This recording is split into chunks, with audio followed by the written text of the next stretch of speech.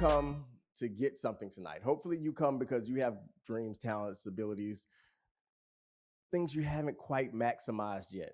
To tell you about Cage Dream, the event, I have a book called Cage Dream, but everything started from me just wanting to do more in life. And some of you, I know some of you know my story. I wanted to do more in life. I was kind of tired of where I was. I didn't want to continue to just be average, so to speak. I mean, I was doing all right. I, had a job. I was doing okay, but I wanted more. I knew there were some dreams, talents, gifts, and abilities I hadn't quite used yet. So I started on this quest, and I built the business, and I started speaking at schools at first, and then I started speaking at conferences. Then eventually I wrote the book, and it's really just an in-depth look at my life and my thoughts, my dreams, my desires, and what I wanted out of life. Is everybody exactly where they want to be in life right now? Anybody? Nobody? Well, great. We all got something in common because we're all striving to be more. We're all striving to be better. But I am on this journey, and I wanted to share this journey with everybody. So this is this is some of the backstory behind the Brainchild Cage Dream. So we're going to have the event. We're going to have a great time. We have some awesome speakers lined up for you. These speakers, we're going to share their story with you. All of them are entrepreneurs, of course. We're all entrepreneurs. We all decided we want to start our own businesses. So we're going to all step out. Everybody's business is a little different. Some people, and they'll tell you about their businesses. I'll let them. I'm not going to, steal their thunder. But everybody's business is a little different. But everybody wanted something more. Everybody had a desire to be better. Everybody had a desire to maximize their talents, gifts, and dreams and abilities. One thing I heard a long time ago, and it really kind of shocked me, but someone told me, they said there's nothing more common than talents, gifts, abilities, potential, all laying 6 feet under in the grave that was never maximized. There's so many people that never maximize who they are, that never maximize what they were about to do, that never maximize the idea, that never maximize their gifting, their talents. There's so many people that never maximize that. So we're going to talk to you about how we maximize some of that and how we're in the process of maximizing that. I hope some of you are inspired. I hope. If you're not, you can take it up with the complaint department later, send an email, and we'll deal with it accordingly. But I hope you get something tonight. My goal is for everyone to leave here better than what they came. So again, if you don't feel like you're better, let me know at the end of the night.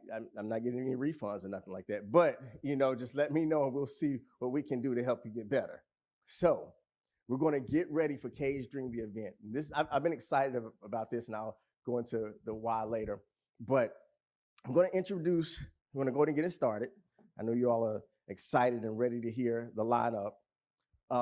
Now, the first person we have, so this is someone I consider a friend. Now, standing at only about 2 feet tall, but she's probably one of the most unique and unforgettable women that many have ever seen. She has been featured on many media platforms, including Fox, CBS, the Evening News with Katie Couric, Soul Pancakes, I Survived series. She was invited to the White House by the Obama administration to help unite women from across the globe. Monique is a very successful woman who's defying gigantic odds and allowing God to use her to show his unmatched power. So hold on to your seats and get ready to soar. But please help me welcome Monique Johnson.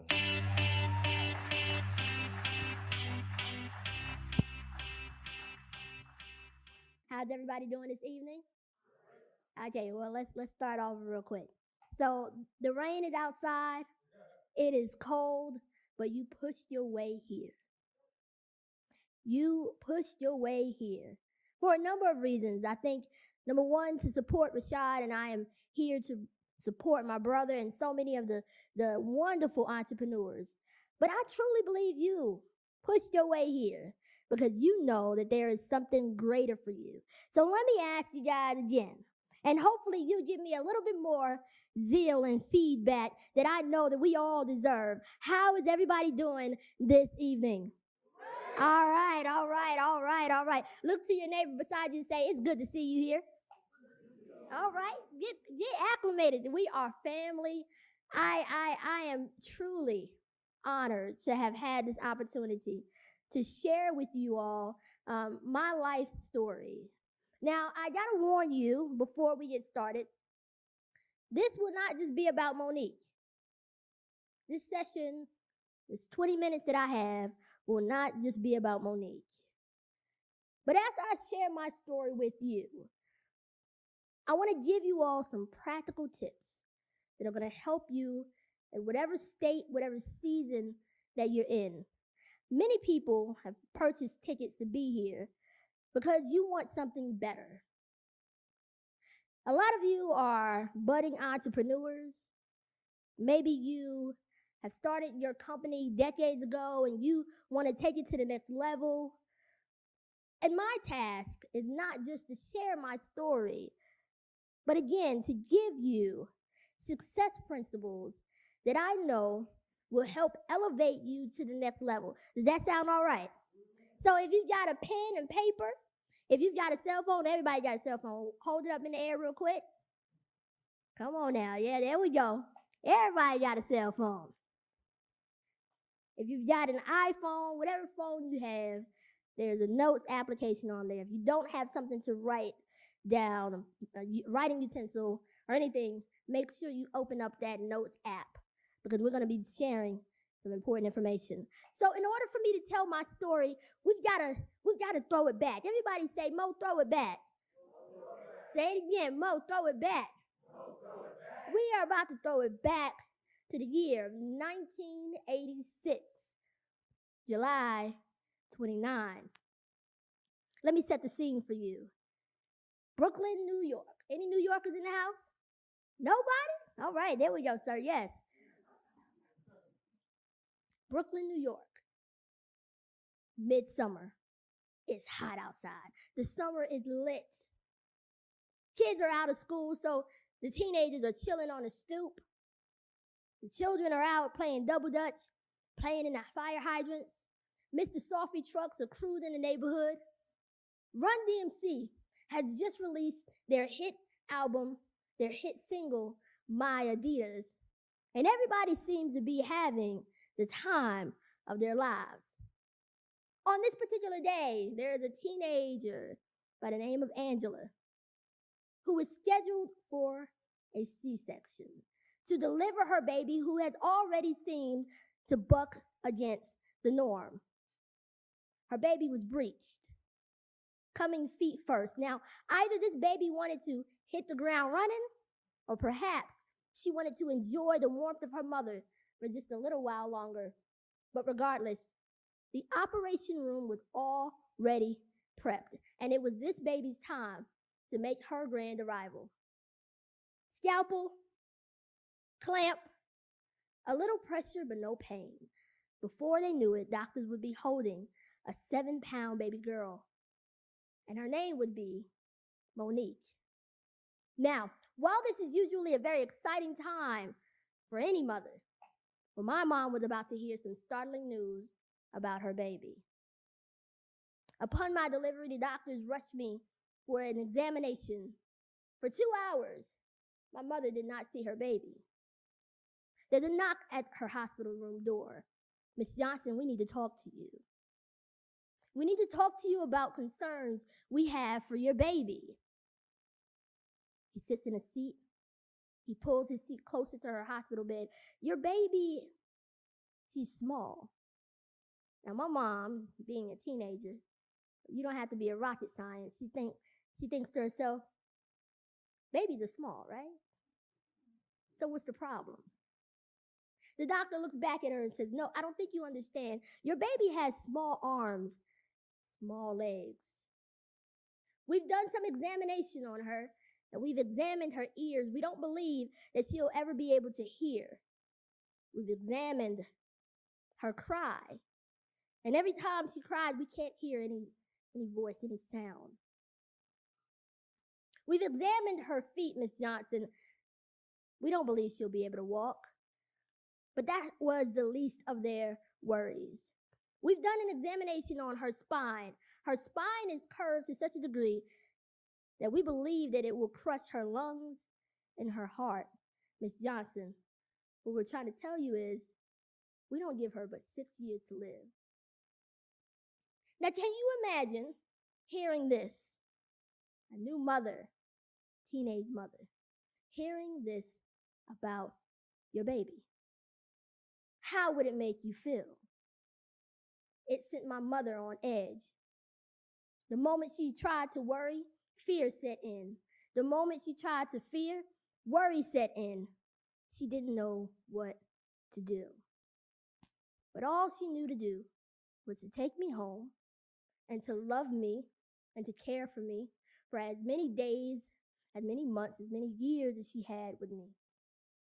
Because she knew deep down somewhere there was purpose in this life. Fast forward 3 years from there, I start to bud. I start to develop a lot more than what doctors had initially anticipated. It had become evident that I could hear, that I could talk, even though my voice was nothing but a whisper, but that I could talk. And even though I could not walk, I got around effectively with a little butt scoot across the carpeted floor. I would hear many of the church mothers come by and stare at me, give me a peppermint, and tell me, boy, that's a cute little baby. Let me tell you, they weren't lying. I was little and I was cute. As a matter of fact, today, I'm still little and I'm cute. But I also remember troubling times in my life, watching my siblings and my friends as they grow, as any normal kid would want to learn how to ride a bike, how to skate, how to run and jump, play double dutch, hopscotch, mother may I. I sat on the porch and I watched. Waited, hoping. I watched. I waited, hoping that one day I would be able to do the same. Around 6 or 7, I remember saying to myself, Monique, listen, you got to make a choice. You have 2 choices that you can make.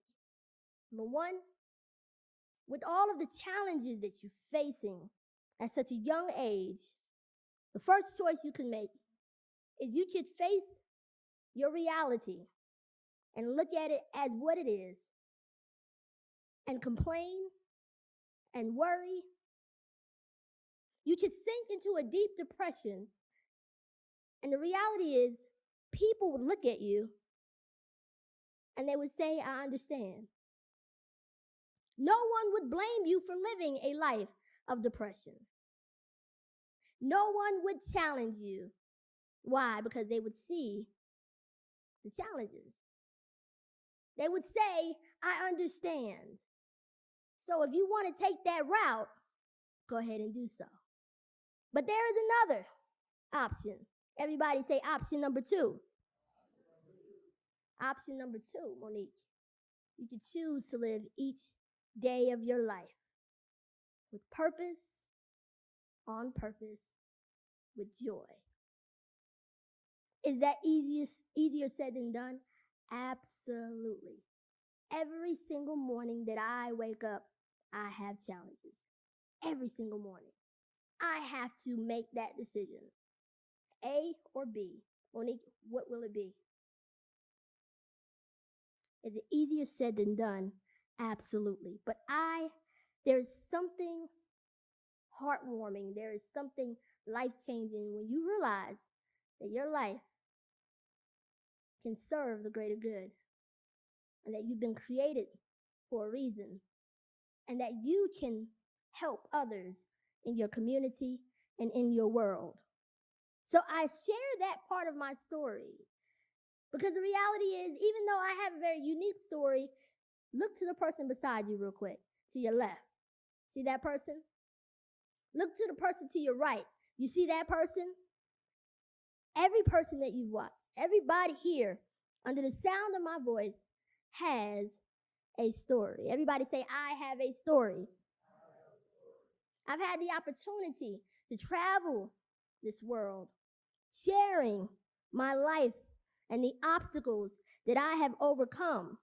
But I understand that if Audiences like you are not careful when I share my story. If you're not careful, it can be easy to hear my story and slip into an emotional coma. Monique, what do you mean? You can walk out of this venue hearing my story, high off of what I've been able to achieve, high off of what I've been able to overcome, and not get the success principles to apply it in your own life. I've seen it happen. I've had it happen. People will hear my story with tears in their eyes and walk out of here on an emotional high and not know how to apply it to their lives. And so I tell you my story because my story is not in vain. Your story is not in vain. Everybody has a journey, but it is about what you will learn from that journey that will help you in whatever endeavor you are in right now. Right now.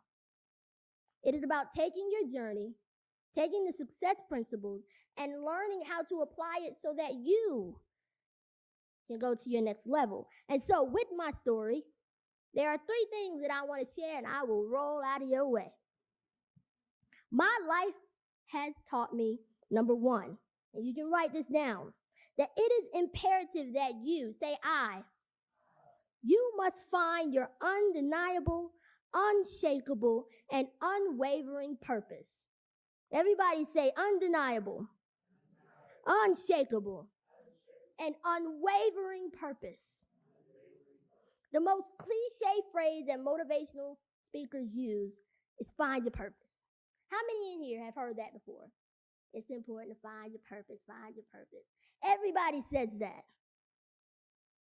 And I know that with phrases that we hear a lot and that we utilize a lot tend to be diminished in its quality or our perception of its quality.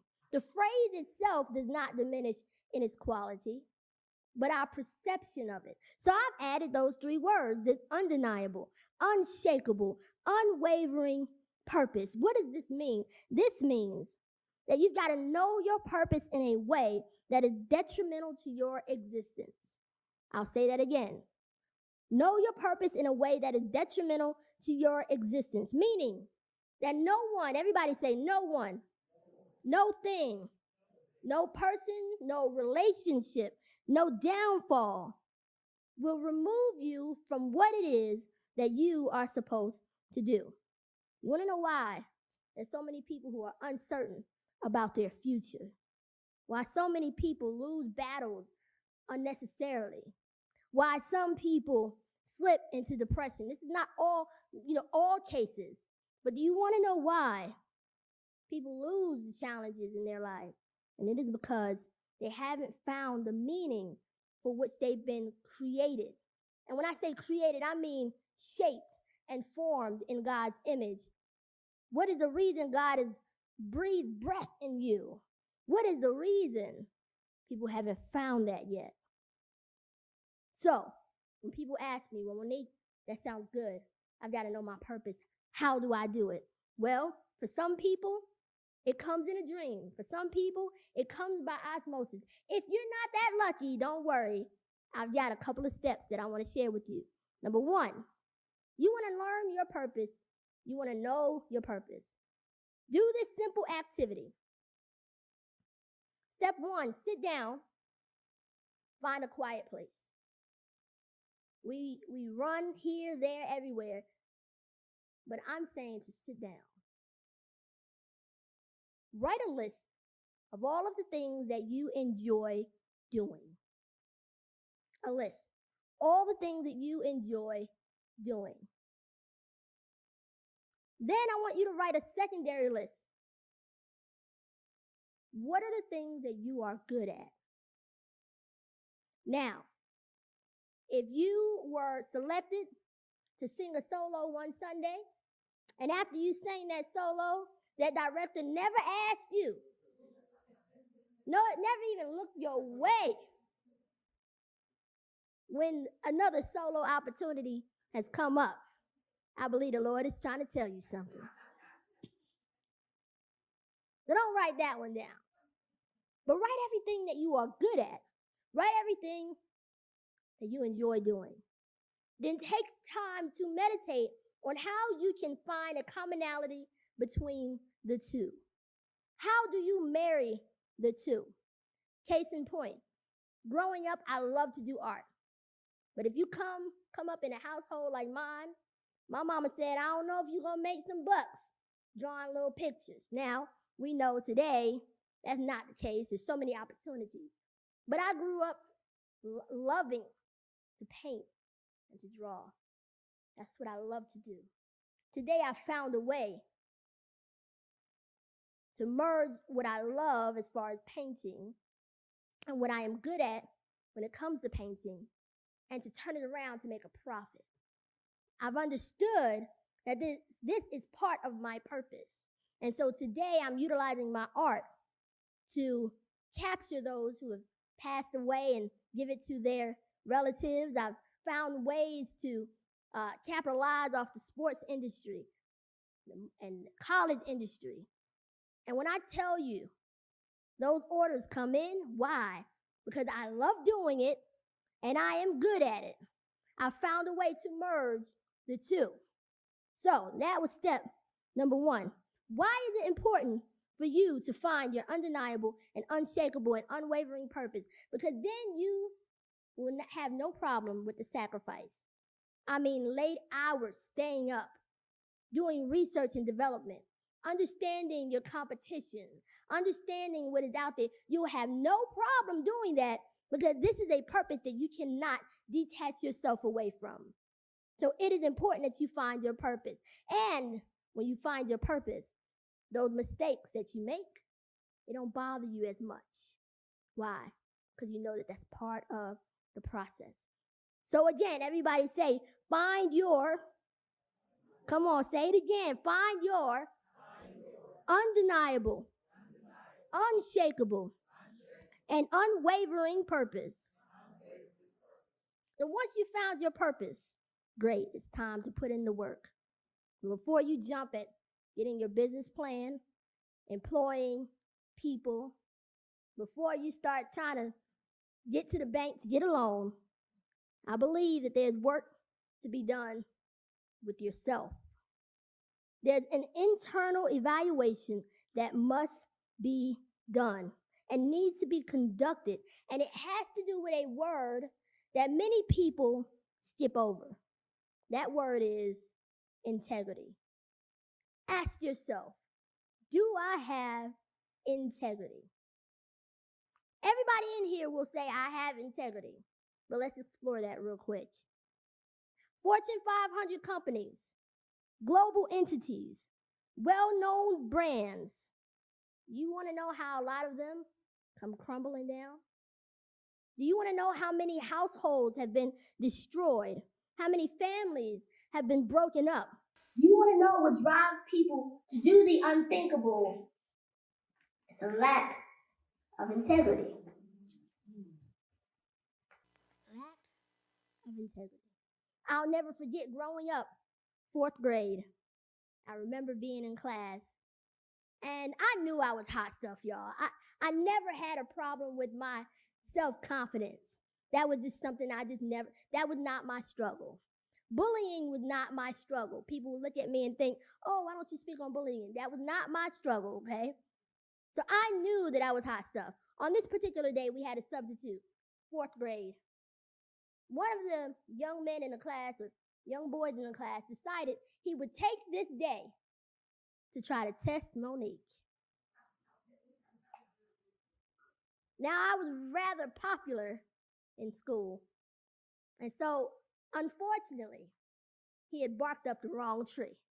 He decided that he would throw out some type of joke, and he would try to incite some statement that he thought would be his segue to bullying me. I heard the comment, and I said, oh, really?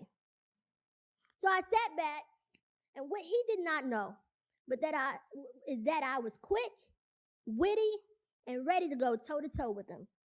Now, I was 2 feet tall. I'm still 2 feet tall. He was about probably over twice my size as a fourth grader, but I was fearless. And as soon as he hurled that joke, he didn't know that me and my sisters, we sat up and we would print off your mama jokes so that we could learn them. He didn't know those things. And I rattled them off so fast that it caused an uproar in the class. My substitute teacher didn't know what to do. It was chaos. Now I was happy. I'd proven myself. He knew not to mess with me again. But that evening, she called my mama. And I got one of those no-nonsense black mamas that don't care if I ride in a wheelchair or not. And the substitute explained to my mother about what happened. And while I thought my mom would give me a high five, would tell me, way to go, she looked at me, I kid you not. She said, when you get home, I'ma light your fire. I said, what? You talking about afraid? After I received my punishment at home, my mother sat down and talked to me. And she helped me to realize a couple of things. Monique, when you leave this house, you represent this family. You represent your community. You represent individuals who are like you. I know that there is purpose within you, but I've got to help build your character because integrity will be the key. You want to go to college? Great, you have the mind to. You want to be an entrepreneur? You want to be very successful? You want to go to law school? Great, but you've got to have that heart. You've got to have the integrity to go from point A to point B. I learned in that moment what it meant to be thankful for where I was, but also how important it was to be honest, to have a great reputation. What does integrity mean today? In a world where you talk to someone and you don't even know if you're talking to the person you talked to last week or if this is a new person, understand it during the entrepreneurial journey, wherever you are, that integrity is the key to unlock and to build trust with those that will open doors for you later. Build the relationships that you would have never have thought that you could build. Why? Because they can trust you. You have integrity. And so wherever you are, ask yourself this. Do I have the level of integrity that I need to be wildly successful? If not, it's okay. Take the time to build that integrity. Build that integrity.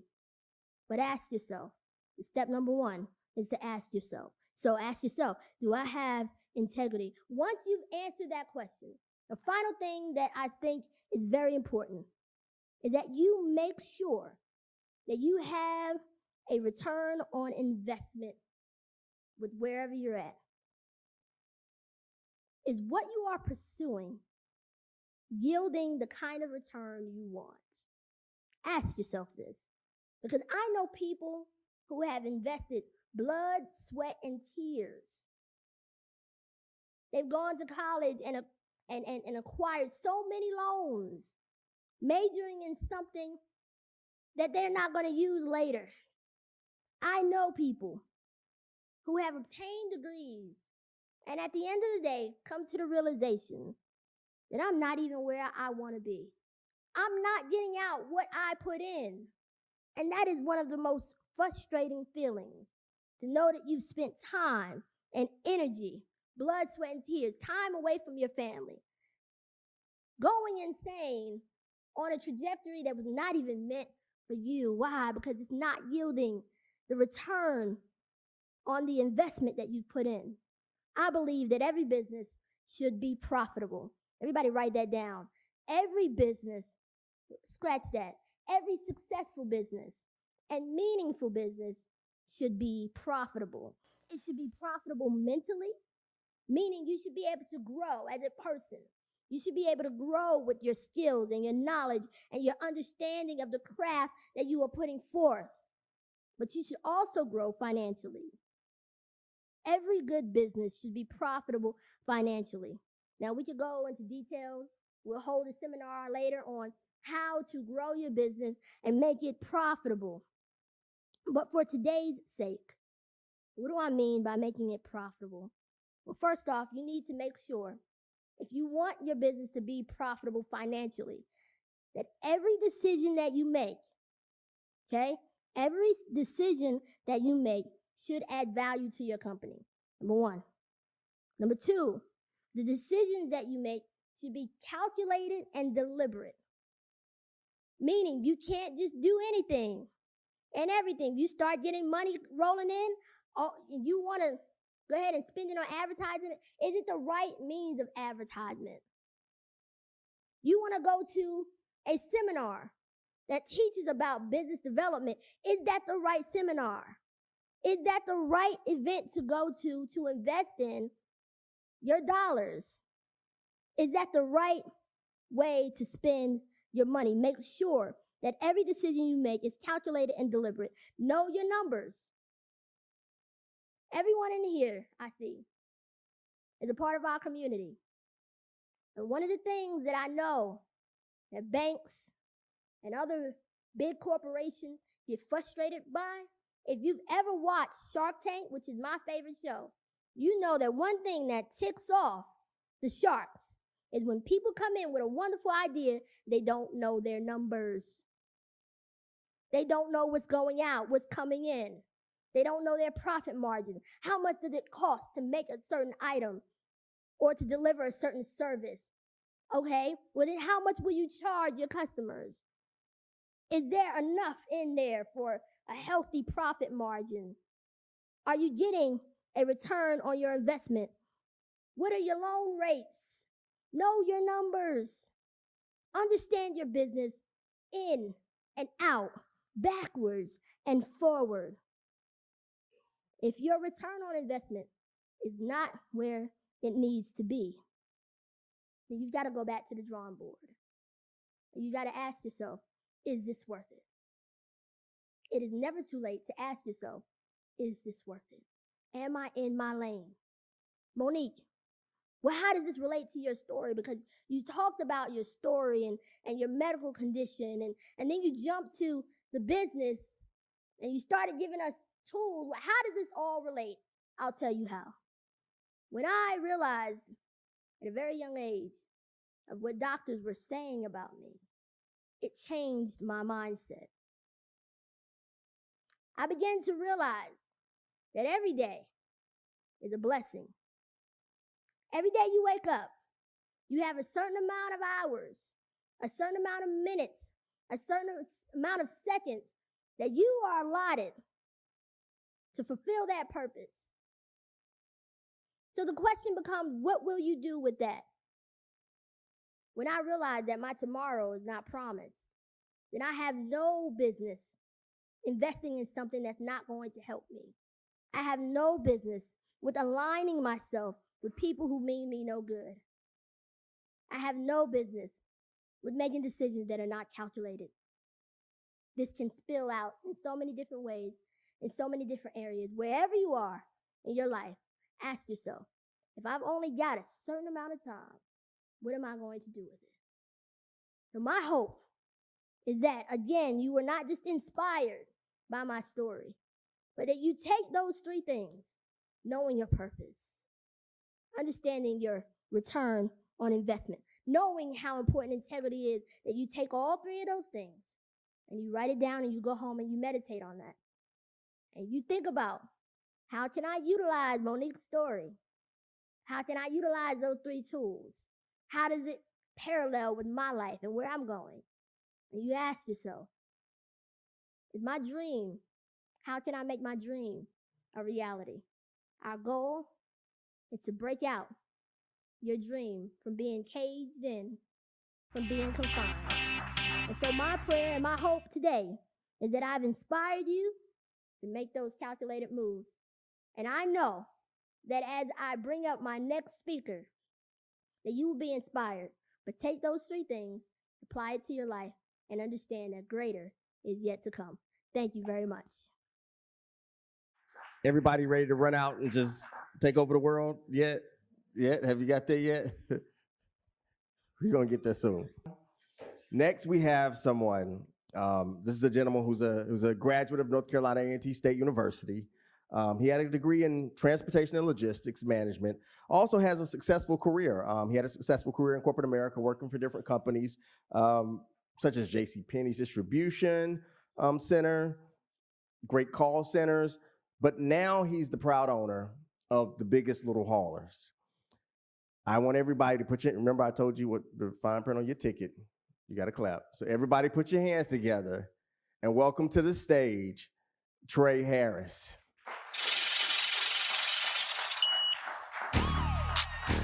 How's everybody doing today? Good, good.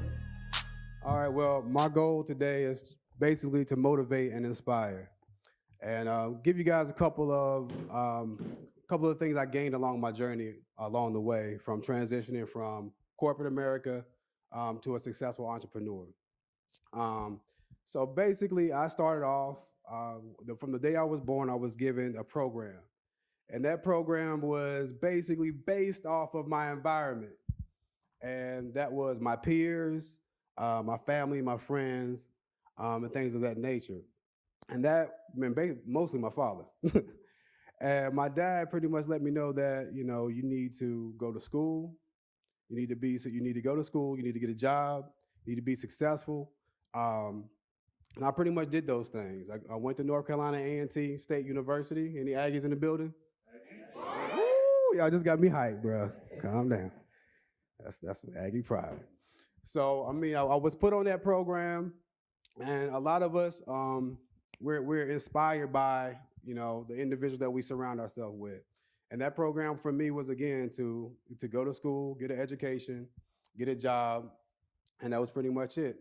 So after going to North Carolina A&T State University, I had several different jobs in corporate America. All right, and in corporate America, I did everything I was supposed to do. And I kind of ran into that glass ceiling that we kind of run into sometimes. I worked for J.C. Penney Distribution Center, and working for J.C. Penney Distribution Center, I kind of ran into a little bit of adversity, and I got through that. And then I graduated in 2007, and once I graduated, there was kind of a time where the economy was going down. And doing that, I got laid off. And after I got laid off, I had to go back to the drawing board pretty much. But I figured things out. Shortly after that, I went to work for Dollar General Distribution Center, and kind of ran into the same situation. And that pretty much kind of hurt my pride a little bit. And I kind of realized in order for me to have something I never had, I got to do some things I'd never done before. So I tried the corporate America thing one more time, and I worked for a company called Great Call. I worked there for about 4 years, and while I was working there for Great Call, I was a great supervisor. I managed managers, and I managed other supervisors, and I kind of went for a management position. I couldn't 100% get there. Now y'all bear with me. This is my first time doing this. I couldn't 100%. After Monique, I'm sitting here like woo. But let me get back. I did this perfectly last night in front of my fiance, and then I'm up here like falling on my face.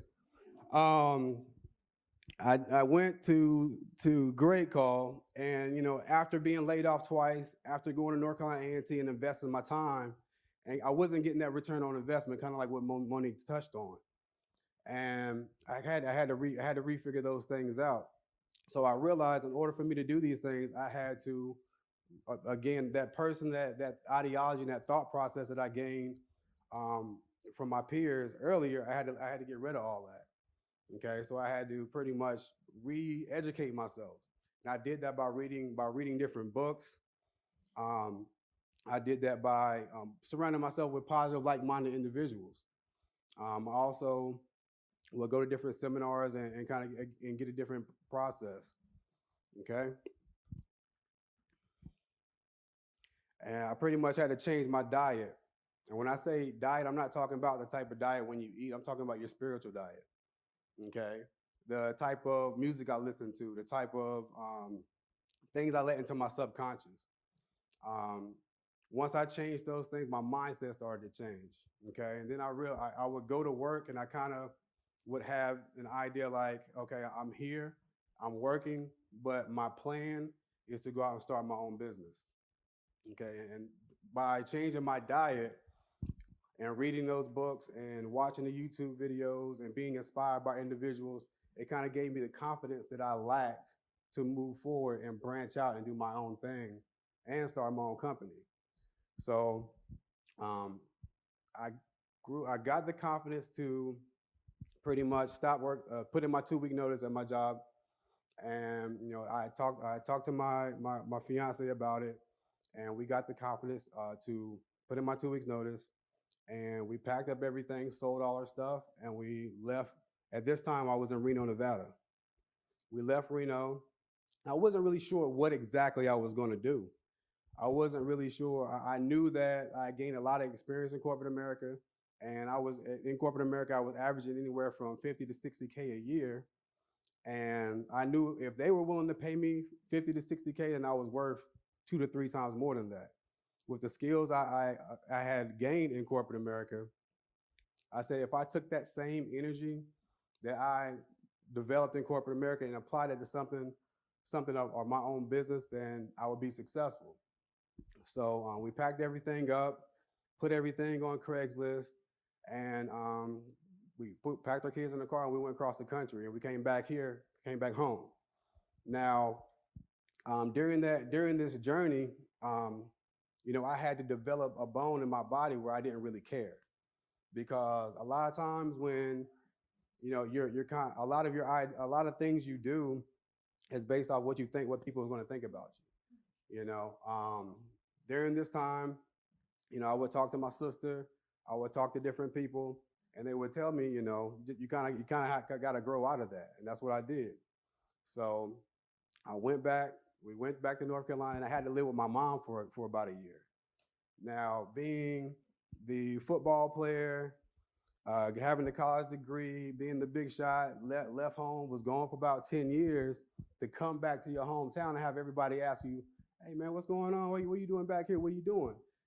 Usually when you get hit with that question, it's kind of like, you got to humble yourself, because kind of like what Monique touched on is, once you know your purpose and you see that light at the end of the tunnel, it really doesn't bother you that much when people start asking you that question, because you know that in the end of everything, at the end of the struggle, is going to be worth it. Now, when we were driving back across the country, I can't lie, I was a little nervous because I didn't have a job to go back to, but all I had was a little bit of retirement that I saved up. And we're staying in my mom's house, and my mom loved it. I mean, she had both her grandkids there. I mean, she was excited about that. But me, on the other hand, and I would lay asleep at night and I would think, okay, well, how am I gonna figure this out? So I realized I had to do something.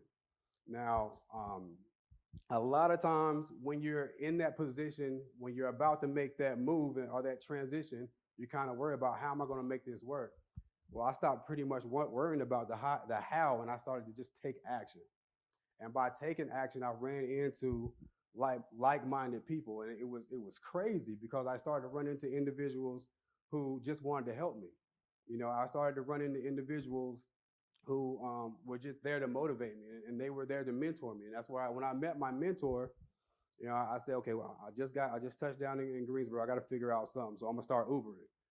With the technology and everything, we're able to make money quick by doing things like Uber Eats and things like that. So I went out and invested in a vehicle, and the guy I bought the car from, his name was Corenzo, and I don't know what came over me. I just like, hey man, you seem pretty sure. How long you been doing this? He's like, yeah, I've been doing this for about 20, 30 years. And I was like, well, could you take me under your wing and show me how you do this? And he said, absolutely. And I'm motivated. I'm excited. I'm like, wow. I go back home like, man, I met this really sharp guy. he's gonna show me the car game. He's like, I'm about to go out to Tennessee, but when I get back, give me a call, and I'll show you the car game.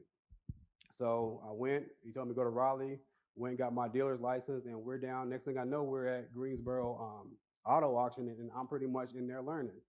Now, over time, what I figured out is every time you buy a car, it's a big investment. And sometimes you win, sometimes you lose. And I learned a lot doing that, and it was fun. But I had to kind of transition. But what I did notice in selling cars and being at the auction and kind of gaining that experience is that every car that gets purchased has to go somewhere. It either has to go to a dealership or it has to go to somebody's house. And the individuals that are transporting those vehicles are making a lot of money. Now, by this time, I'm pretty much down like to my last few dollars with a little bit of change that I had to go across the country and make this work. So I had to figure out something. So I just took my last $3,200 and I went and bought me a tow truck. Okay, so I'm like, okay, wow, I got my tow truck. I'm all excited. I'm gonna start advertising, buying my shirts. That's what you're supposed to do when you start a business, right? And then I still lack the confidence to actually go full time. Now, at this time, I'm driving for a truck company called Green Enterprise. With Green Enterprise, I was making about $500 a week. Now, when I went to work, it was dark outside. When I came home, it was dark outside. Now, I'm working anywhere from 60 to 70 hours a week. And I'm making $500 a week. Now, at the same time, I'm working part-time doing my towing company. Now, one tow is bringing me in anywhere from $75 to $200. So I started putting the pieces together and started to realize, well, maybe it's time for me to go full time and have the faith and the courage that it takes to take that leap. And that's exactly what I did. So once I took that leap, I started to market my business on Google. And then I was able to make enough money to finally move out of my mom's house with my family. And we were able to get a nice house out in Greensboro. And the rest is history. So basically, my point to you guys is make sure whenever you're about to take that leap that you have the confidence. Don't worry about the how. Don't worry about how am I going to do this. How am I going to make this work? That's God's business. Because once I started walking in actual faith, that's when things started happening. A lot of times when I was sitting in corporate America in that 10-year stint, I was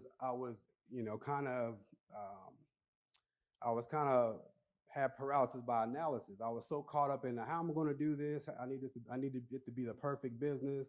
But once I actually just got up, we packed our bags and started moving. That's when God started putting awesome people in my path that people that wanted to see me win. Started putting brothers in my path that that I was inspired by.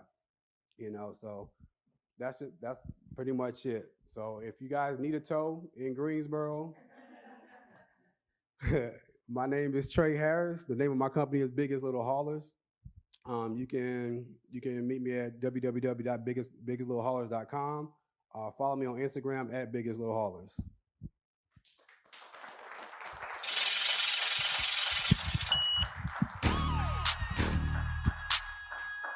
Thank you. Again, everybody here is entrepreneurs. Everybody on stage, we all own our own businesses. So remember, the most important thing he said, if you need a tow, call him, all right?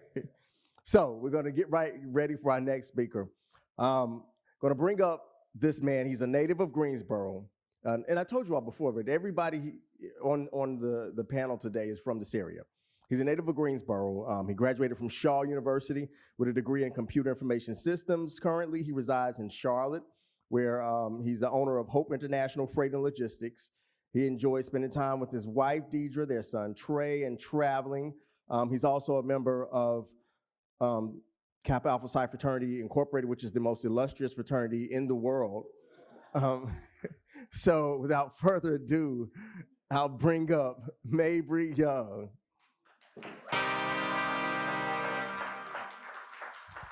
How is everyone? Let's give a round of applause for Rashaad for putting this great event together. So I'm gonna get into my story, trying to, in hopes that my little story can kind of inspire someone today. I have a pretty common story. Typical kid from Greensboro, North Carolina. Went to Dudley High School. Any Dudley graduates? Oh, wow. Okay, good deal. So let's get right into it. And it's going to be hard to top these stories from Monique and Trae here. But, I think my little story is kind of inspiring. So, again, an average kid from Greensboro. Parents, hardworking parents with the dreams of having their child to go to college, get with the big Fortune 500 company, work for 30 or 40 years, get your pension, 401k, blah, blah, blah. Obviously, it didn't work out for me. So went to Shaw, majored in computer information systems. September 2011 happened, 9/11. IT industry crashes. I got one more year to graduate. What do I do? So I go ahead and graduate, move back to Greensboro. I filled out literally about 200 applications. Nobody would give me a data entry job. I even heard that I was overqualified, blah, blah, blah. So I had a good friend of mine in Rock Hill, South Carolina, told me, hey, man, since it's not working out for you in Greensboro, come move down here. You got my couch. Had about $1,500 saved up, moved down to Rock Hill. Still no plan, no job. He got me a job at Bingo. I think I worked at UPS, $7.25 an hour. Got a college degree. So that wasn't working for me. Got this bright idea to start a bail bonding company. Now, I will say about bail bonding, I did exceptionally well. Made a lot of money, 22, 23 years old, making $6,000, $7,000 a week. But unfortunately, nobody told me about saving and budgeting money. So mind you, I'm sure I don't know if you all have children, siblings, or friends. Imagine putting about $5,000, $6,000 a week in a 22-year-old's hand. I'm watching MTV at the time, BET. I want to be Jay-Z and all these cool rappers. So a year later, something that's called IRS comes up. Nobody's telling me about these people. Who are these people? Get me a CPA. I got to pay all this money back. So I'm like, okay, so now I'm back broke. So now I work for, so let me back up. So I have a cousin. He's almost like an older brother to me. He's telling me about this industry, about mental health. I don't know anything about it. Say, hey, cuz, just come on. You can work with these bad kids, make a couple of dollars, almost like babysitting. It might work for you. I'm broke. I got to do something. So I worked for a company, maybe a year and a half, 2 years. He's the IT coordinator. Now, I didn't understand the blessing at the time, but he gave me all the information it took to start the company. So I'm sitting on, actually back in the day, this is CD drives. This is kind of tell you my age a little bit. So I'm sitting on this information, still working for a couple of companies. Again, it's just not working out. It's a quote that they say, or a cliche of, if you're not a part of the, part of the solution, part of the problem, part of the problem, part of the solution. So in my mind, I'm working for these companies, but I feel like I could do this job a lot better than they can.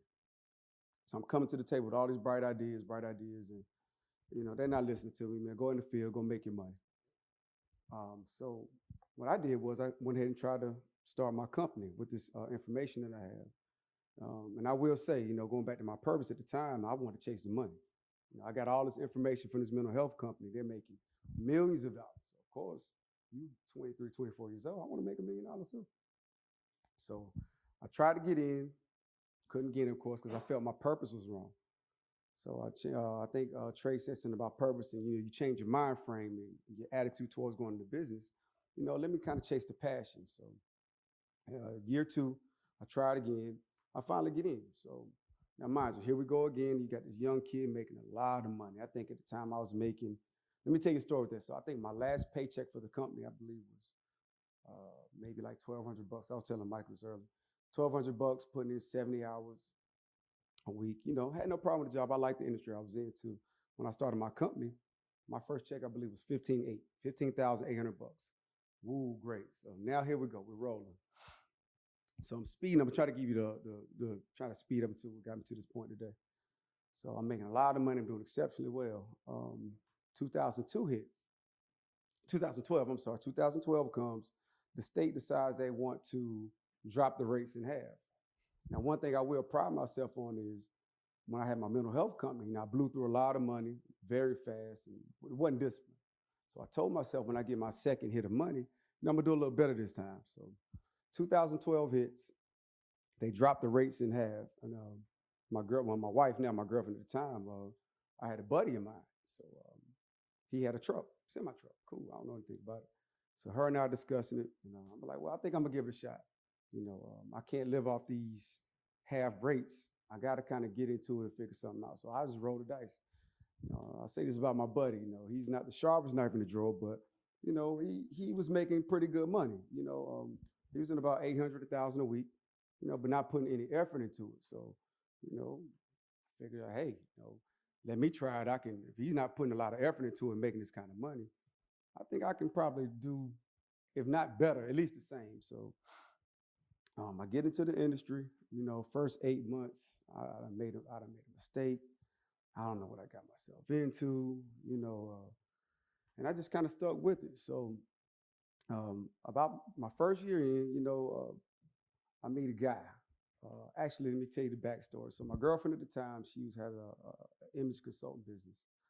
And she's telling me about this guy, this family, you got to meet this guy. He's a pretty nice guy. I think I got a lot in common. I'm like, I got two semi-trucks. What I need to meet this guy for? He need to meet me. I'm arrogant at the time. I don't know. So cool. Blew him off. She revisits the story again. Like, listen, babe, I got this guy. They tell me I got a trucking company. I think you need to meet him. We got a lot of things in common. All right, cool. Tell him to call me. Cool. Feeling myself. So I'll never forget, it was a Friday. He told me to come by for lunch. I meet the guy, so I go to the building, see this big old building. I got my two trucks. You can't tell me nothing. So I go up buzzing. I can't get in. I pull the door. I can't get in. You got to buzz yourself to get in. So, all right. So I'm feeling myself. Man, this dude got me waiting, man. Who do you think he is? I got my two trucks.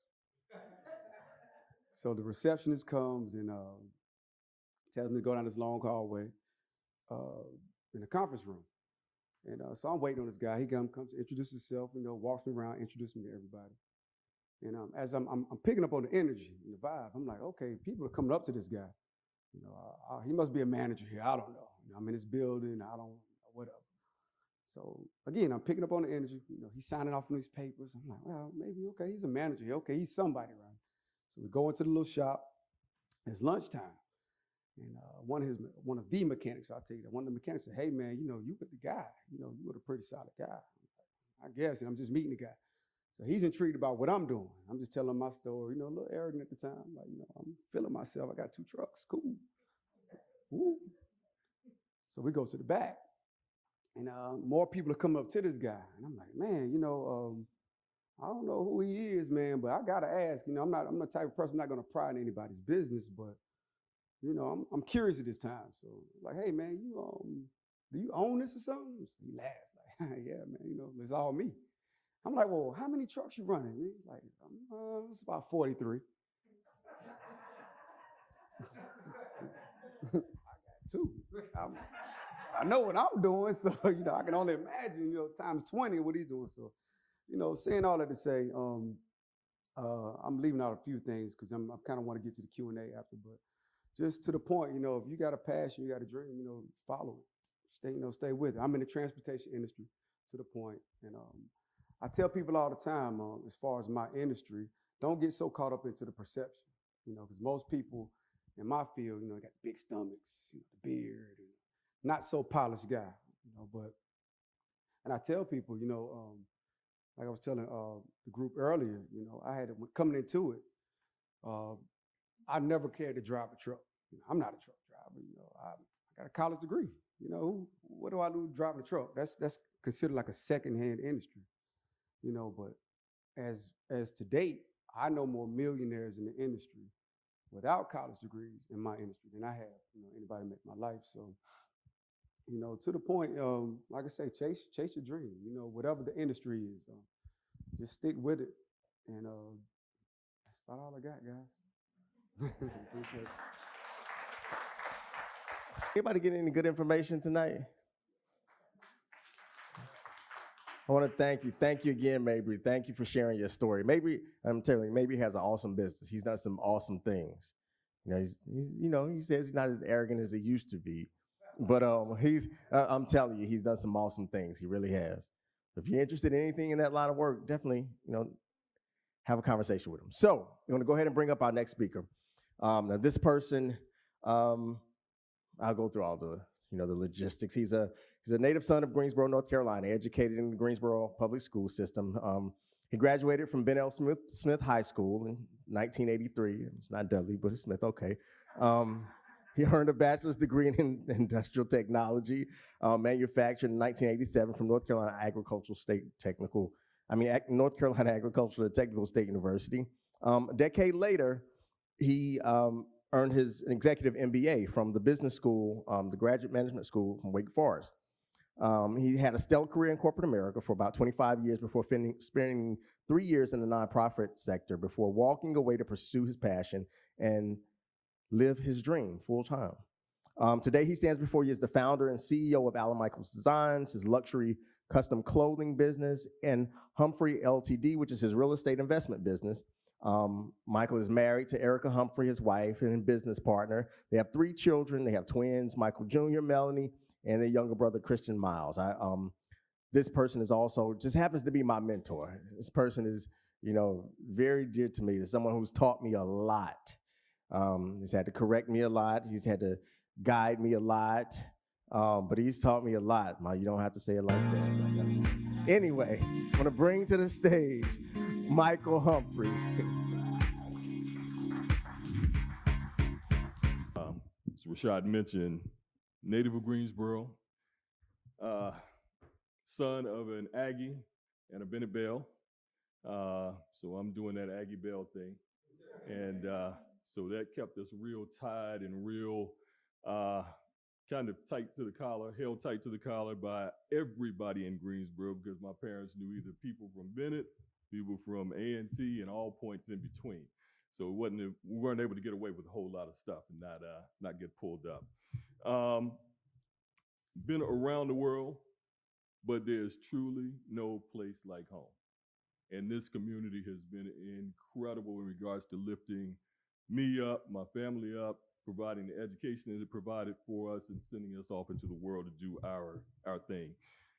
I got a chance to meet Trae on yesterday at lunch, and am just truly inspired with them. I'm the old head in this group of speakers. Everyone is about 15 years younger than myself, and so I'm truly inspired with them and what they are doing at the age they are. I met Monique on yesterday. A few days ago, I saw her TED Talk from Raleigh, saw her again tonight, just phenomenal, truly, truly inspired. Mabry Jr., as we say in Greensboro, Mabry Jr., Lil Mabry. I've known his family for the better part of my adult life. I saw him for the last time when he was 4 years old. And we saw each other again today. All grown up, married, beautiful wife, beautiful child of his own, so it's going full circle. And Rashaad and I met about 22 years ago. I was going in the food line, he was coming out of food line, and our eyes locked with his little sister. And our eyes locked and said, a kid is supposed to know who I am, and I'm supposed to know him. Don't know why. I stayed in the store doing my Sunday shopping for about an hour. When I came out the store, this same kid is sitting on my car. Like, am I about to get jacked or what's happening here? Walk up, said, sir, I'd like to talk to you for a minute. I said, what do you need? What? What do you need? First of all, get off my car. Let's start there. He had seen the license plate, Kappa Alpha Psi, on the front of my car, and he wanted to talk to me about Kappa. He looked like he was about 12, so I thought he was talking about something else, but he was actually a freshman at A&T. And in our conversation, I gave him my card and said, I'm down with you with Kappa, but I'm more down with you about your life. If you take my card, you're stuck with me for the rest of your life. And he took my card, and I ain't been able to get rid of him since. So I'm working for from paper, folks. I'm not the speaker that these folks are. I'm working for some paper, but I'm going to try and get through this and share some insights on my story and my path, because it's been one that's a little quirky, that's taken me from technology to where I am today as the head of Allen Michaels Design, as Rashaad mentioned, luxury custom menswear brand. Have always had a love for fashion, always had a love for style. My mother was a Better Homes and Gardens reader. So as a peewee, I was going through these magazines, inspired and wanting more. Inspired and wanting more. I'm approached almost daily with people asking me, how did you go from technology to the fashion industry? And again, it's been a path of a lot of different twists and turns, but I want to share with you tonight kind of what that path was and the lessons that I learned at those different stages in my life that hopefully you can apply. And I'll address them as lessons. If you're taking notes, I'll make a point of addressing them as just that. So I finished A&T in 1987, with a degree in industrial technology manufacturing. And I was hired right out of school by a company by the name of Stockhausen here in Greensboro, which was a manufacturing facility that makes super absorbent powders. It was shift work, it was hot work, it was uncomfortable work, and I hated every single minute of it. But this was what I'd gone to school to study, and I was one of the persons that came out of school and landed a role in their major. So I took great pride in that, went to work for the company. And one of the greatest things that came out of that, because this was a continuous manufacturing process. So anytime that the line shut down, the company was losing money. I was a production supervisor. And as a production supervisor, I had to keep that line running, or I had to explain it the next morning to the people that were coming in, my bosses that were coming in, why we shut down. What this did was my first lesson. It forced me to learn to make decisions. Very fast, very concise, sometimes accurate, sometimes off, but I had to be able to defend them. Lesson one, chasing your passion, living your dream, you have got to make decisions. I don't know how many of you who have friends, husbands, wives, spouses, etc., who even come down to a decision like me and my wife of, what do you want to eat tonight? Well, I don't know, you decide. Well, I've been deciding stuff all week. I was thinking maybe some Thai. Well, I don't really want no Thai. I was thinking maybe some Mexican. I ain't trying to do no Mexican. All right, you know what? How about we stay home? I'm gonna get a bowl of cereal, you get some leftovers, and that's gonna be the decision we're gonna make. We've got to make decisions, folks. That's the point I'm trying to make. We've got to make decisions. I left Stockhausen after just 11 months because I just wanted more, and I knew there was more for me to have. As a 22-year-old graduate, again, it was a desire to do more things, and at that time, a plant was coming and being built in the city of Greensboro called Konica. And Konica is the photo imaging industry. And because it was an upstart, they had to train the managers that they were hiring, like myself into the plant. They had to train us by sending us overseas to train in their sister plant in a place called Odawara, Japan.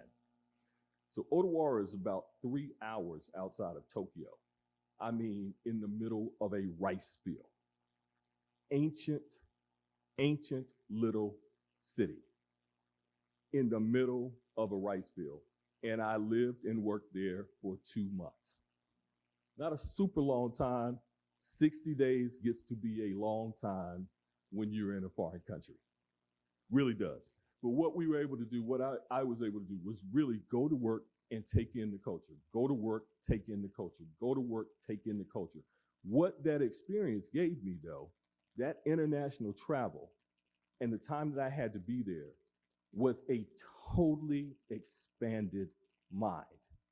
By the time I got back to the States and I hooked up with my boys from school, my mind had expanded so much that I could not even relate to what they were talking about anymore. It was growth.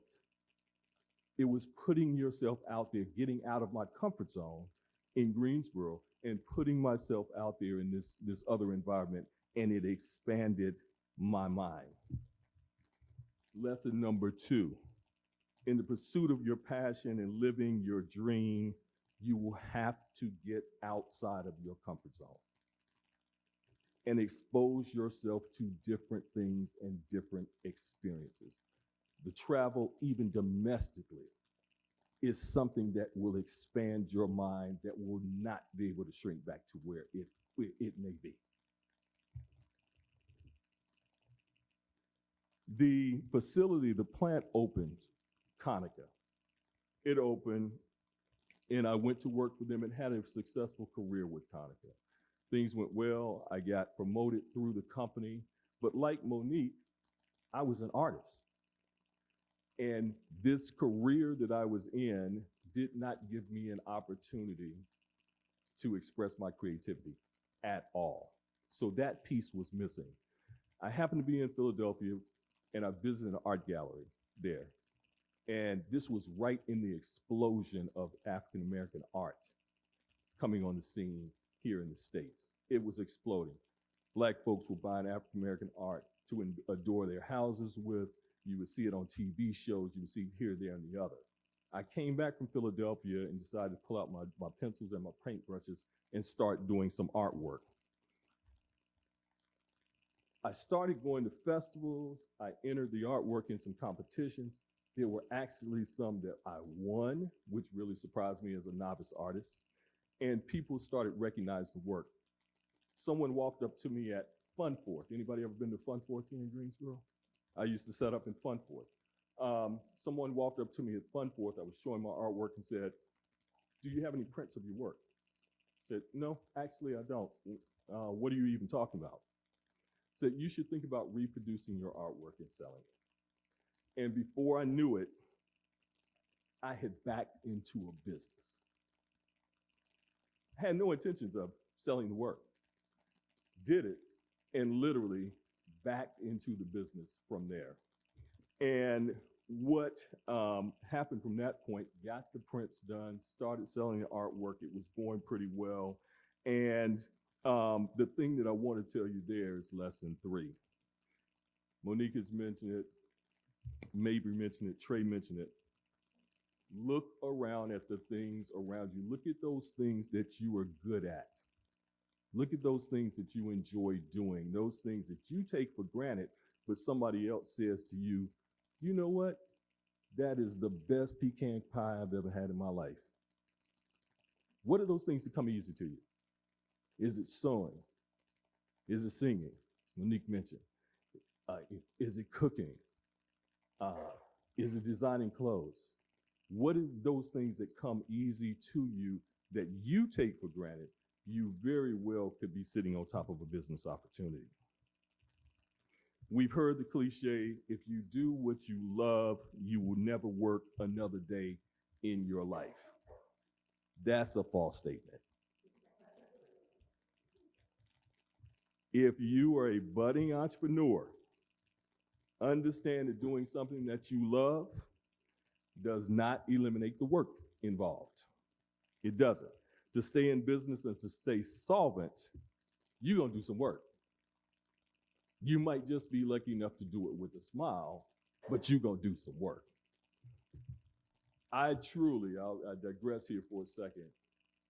I've worked in corporate America for nearly 30 years. I have never worked as hard in 30 years in corporate America as I've done as an entrepreneur. You all agree? Never. Never. So Conica was going well. Again, I had started my creative piece again. Things were going well with the creativity, with the artwork. I was actually selling pieces, and et cetera, but it was still a small business. I reached a point during my career at Conica where I said, you know what, the business is going well, but it's time for me to elevate it and take it to another level. I told you I backed into a business. My major at A&T did not give me the business acumen that I needed to move things forward. So I said, let me go back to school. I'm going to go back to school and pursue an MBA and try and get a little more business knowledge. The thing with going back to school, I got out of A&T with that thank you, Lordy degree. Wasn't the best student, but I got through it, fought through it, scraped through it, the whole nine. I got out, I got through it. My GMAT scores were okay. My major was manufacturing. It wasn't finance. It wasn't investment banking. It wasn't the thing that would appeal to the folks who were looking at applications for Wake Forest Executive MBA program. Funny thing happened with that, though. They called me in for an interview and came in for the interview and interviewed me for about an hour. They never once asked about my career. In our interview, all they wanted to know about was the little business I started in my den. Wake at that time was moving towards adding an entrepreneurial curriculum to their program. Not one question about my career. Not one. Lesson 4. You don't know what people are looking for. You have maybe the gift and or talent out there right now in your toolbox, in your person, and there are persons who want the product and our service that you have to make available. There's somebody out there that would stand in a line like Black Friday at Walmart for what you're serving. The key is finding out what the need is.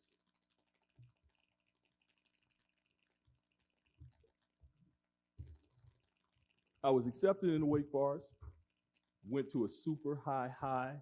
It was a bucket list. It was something I wanted to do. And I was accepted.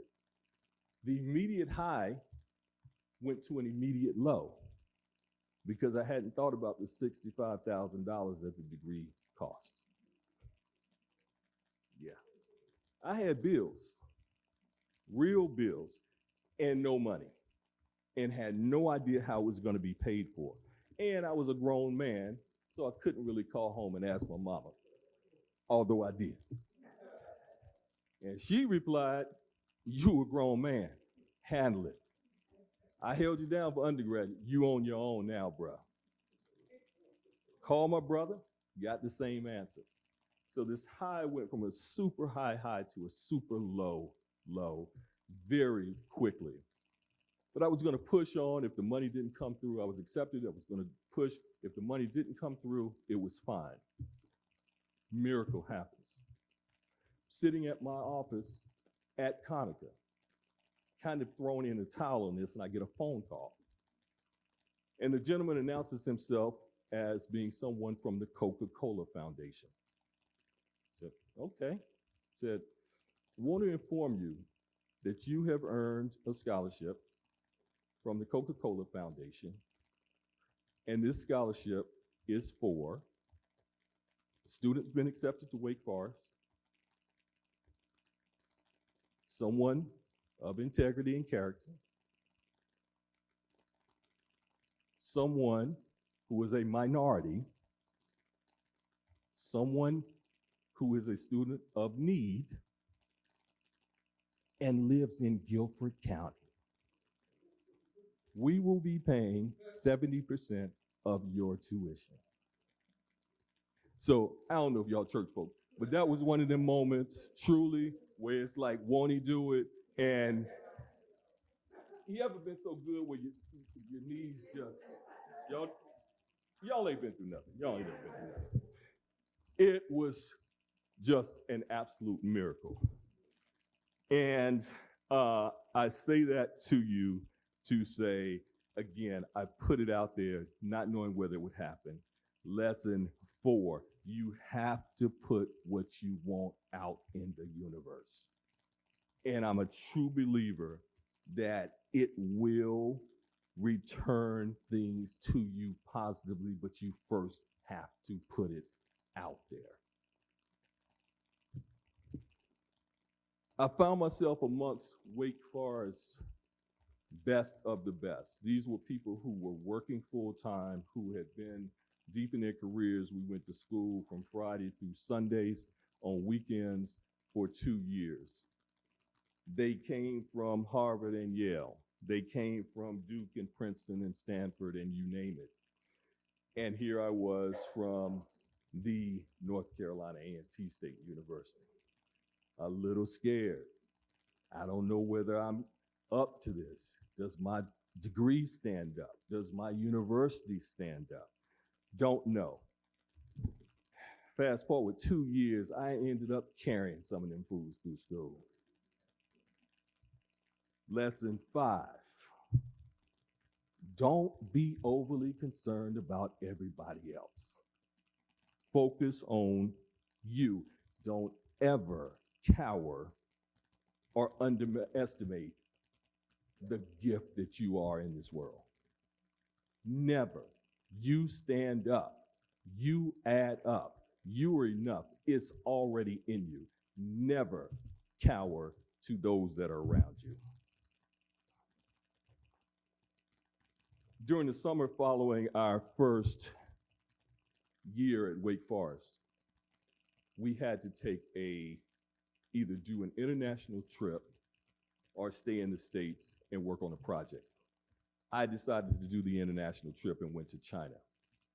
And in addition to visiting different businesses, in addition to taking in the culture, they also made sure we were caught in every tourist trap that there was to spend money.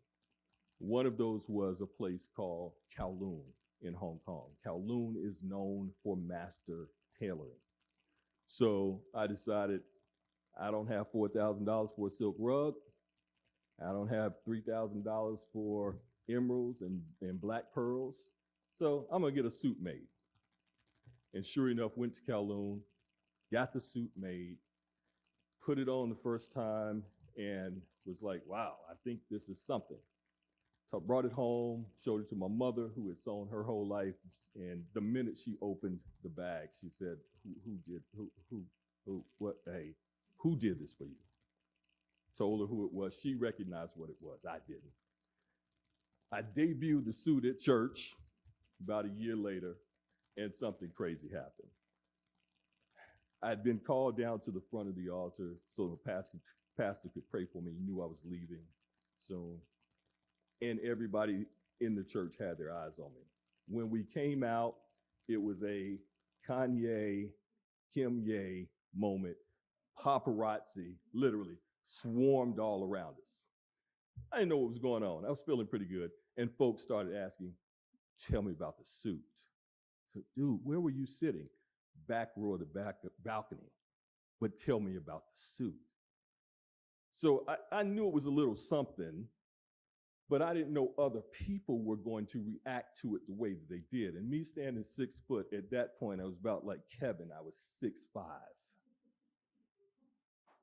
Confidence and pride. And that's where Alan Michaels' design was born. Because I said, I've got to do this. I've got to give some other brothers this feeling. That was the day it was born. And what I want to say to you in regards to that is lesson 6. Pray, pray, pray, and listen patiently for God to talk to you and direct you. We oftentimes are looking for thunder and lightning guiding us as to what we're supposed to do. That day outside of church was my thunder and lightning moment. That was it. But you've got to use every one of your senses, sight, sound, touch, taste, and smell when you're allowing God to speak to you and direct you in the way that you should go. My final semester at Wake Forest, something very similar to what Monique spoke about. My operations professor challenged us and said, I want you guys to create 3 lists. And I would challenge you all to do this list because it changed a lot for me. Said, make a list of your top 3 likes, the things that you like the most. Secondly, make a list of those things that you absolutely dislike so we know what to cancel out. And then because we were coming out of school or making transitions, the last one was make a list of your top 3 dream careers. Dream careers. I followed his task. I did what was asked of me, and my dream career was number 1, fashion, number 2, professional sports, and number 3, entertainment. Now I'm living in Greensboro. I love Greensboro. It's not the fashion capital of the world. There's a professional sports team about an hour and a half away in Charlotte, but not here. And even from a vantage point of entertainment, there are opportunities, but it's not huge. It's not Los Angeles. But he said, do that. He reminded us that we have the power of the world right here. And this was, again, 1997. Said, you've got the power of the world in your hand in this phone where you can get to people that you could never think of getting to. Addresses. Don't be afraid to use it. I started sending out resumes to major corporations, and my brother taught me a trick, said send it certified mail because by law, somebody's got to open it. I'm like, who knew? I got callbacks from CEOs who opened my resume. Could not believe it. Absolutely couldn't believe it at all. And it was interesting, again, just to get responses, whether they were paper responses, phone responses, whatever the case was, but people responded just from taking the chance of, again, putting yourself out there. Encourage you, to dream big, and dream even bigger on every single front. What happened a little bit later in that same time frame, I'm going through in the Career Placement Center job opportunities, binders of them. I recognize this logo, shield, on one particular job description, and then I read it. And that particular job description fit me to a T, and I fit it like a glove. I called my best friend from the MBA program who also worked in alumni affairs at Wake Forest. I said, hey, Missy, I just came across a job description. This job is mine. It is supposed to be my job. She said to me, whose name is on it? Who does it report to? And I said, James Steig. And she said, I know him. I said, what do you mean you know him? I said, well, I don't really know him, but I know people who know him. And I could hear her typing. She said, send me your resume. I'm going to make some changes to it. You write a cover letter. I don't care how long it is. Make sure you hit every single one of these descriptions with something to match it. And we're going to send this in. We are going to send this in. Fast forward. About 2 weeks later, again, at Conica, at work, and I get a call. Hi, is this Mr. Humphrey? Yeah, this is Mr. Humphrey. Hi, this is Joan Smith of the National Football League. Oh, shoot, it's happening. Is this real? It's happening. We got your resume. We'd like to bring you in. Wow, this is really going to go down. This is happening. It paid off. Maybe. And he said, this is the date we want to bring you in and talk to you. Mr. Steig wants to talk to you. Okay, fantastic. I said, okay, they want to talk to me 9 o'clock on this morning. I'm feeling pretty confident, feeling pretty cocky, feeling like Mabry. my 2 trucks. Said, who else do I know in New York? This thing is moving in an interesting way. Who else do I know there? Okay, yeah, I know that friend from school way back, and her sister works for another global brand. Let me take a shot. Shoot my shot. Send it to her. See what comes of it. Send the resume off to her as well.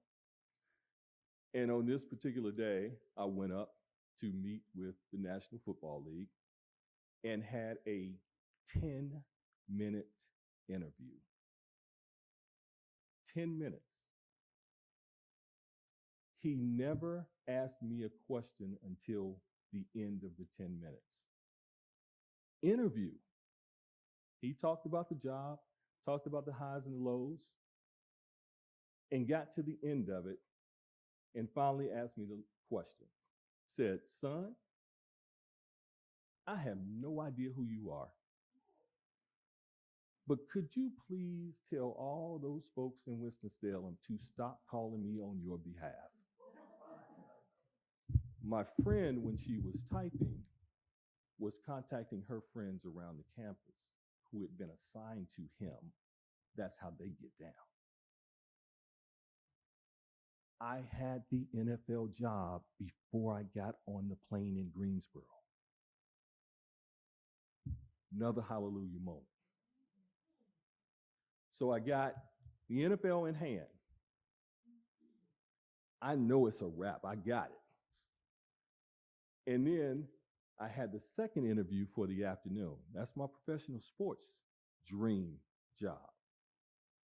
And I marched 2 blocks over to Madison Avenue and 1 block up to the second global brand for the afternoon that I had sent the resume off to because of a contact. Pushed the elevator, got on the elevator, went up to the 15th floor, doors open, and the cherub started singing. And the trumpets started to blow. And the doors opened, and I knew I had died and gone to polo heaven. And I stepped into the world of Ralph Lauren. I wanted that job. It didn't come through. But in one day, 2 interviews covering all 3, sports and entertainment are really together, and fashion, covering all 3 of them, by putting myself out there. And another lesson, knowing the true meaning of networking. Now, I grew up in Greensboro. When I got to be of age, I went to every first Friday, second Tuesday, third Wednesday, fourth Saturday available, marketed as a networking event. Let me tell you, folks, I was at a party. There was not any networking going on. This girl made a couple of calls, and I was working for the National Football League before I got on the plane. Know your network. Work your network. Let me give you another quick story intertwined in here. I've got a childhood friend. We grew up together. Love her like a sister. Bucket list item for her was to go to law school. At 50, she started law school. And she just graduated. Age, I don't want to go down a R. Kelly rabbit hole, but age does not matter. Age doesn't matter. She started at 50. So I encourage you, as you're chasing those dreams and that purpose, do it wherever you are. Wherever you are, do it. Didn't get the polo job, but got the NFL job, and that started my NFL career. And I moved from Greensboro to Manhattan. Been in Greensboro my whole life. Did not know a soul in New York. No friends, no family, no coworkers, no nothing, and picked up and went. That is lesson 8. Hopefully I didn't skip any, but that's lesson 8. Lesson 8. When God says move, you have to move. And my move was a literal move. There are some figurative moves of the mind. Trae talked about it. You got to change your mindset. Got to change your mindset. When God is telling you to move, you really do have to move.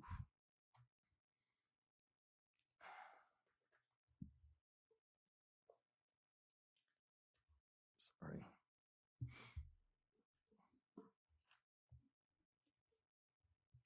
So things were going well. I was hired at the NFL, and I was hired into the special events department of the NFL.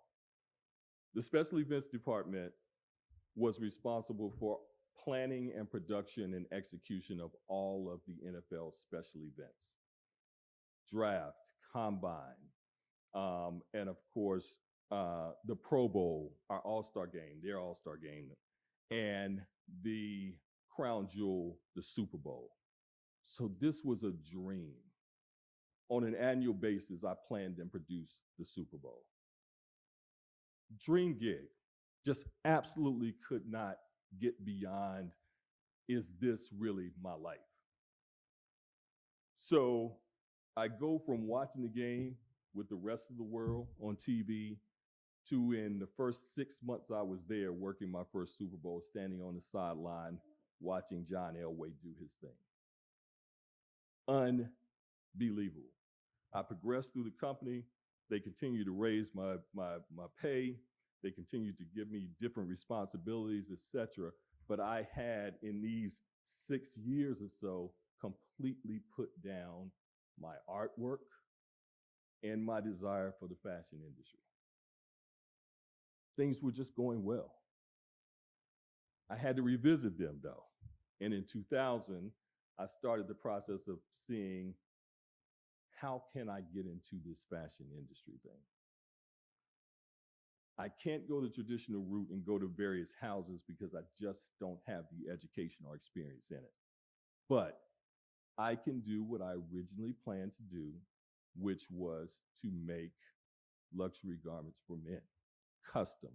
I can get in that way. It's a low cost of entry to get in that way, and I don't have to hold inventory. So this was the thought process of why to go that route. Calculated decision, but a safe one. The NFL came back, and every time I was trying to make a move to kind of do my own thing, they threw something else at me.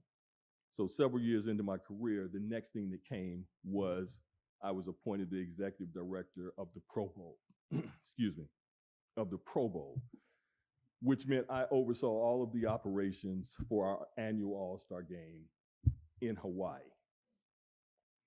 What that meant was, with travels to Hawaii, cumulative, some 3 to 4 months out of the year, I worked out of Hawaii.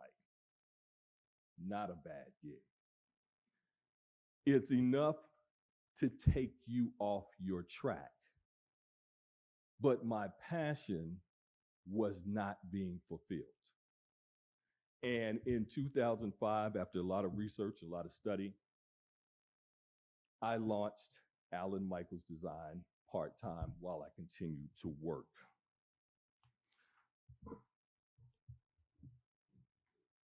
And a few years later, in 2009, much to the dismay of my family and friends, I walked away from the NFL on top of my game, with them ready to put me in a straitjacket. Family was not happy. They were truly, truly, truly not happy. But that's lesson 9. You know when your time in a season, place, space, or relationship is over. And in order for me to get to where I needed to get because I wanted more, and folks looking from the outside would have thought, you got it made, it didn't fulfill my passion. It did at a point. In the end, it was time to move on. Not encouraging anybody to walk away from what it is they got going on. I encourage you to take care of your responsibilities. But we each have one life to live. And it is our responsibility to do all that we can in that. I have been to 3 funerals of 3 first cousins in the first 3 months of this year. My age, I'm 54. They were 1 younger than me and 2 right on top of my age.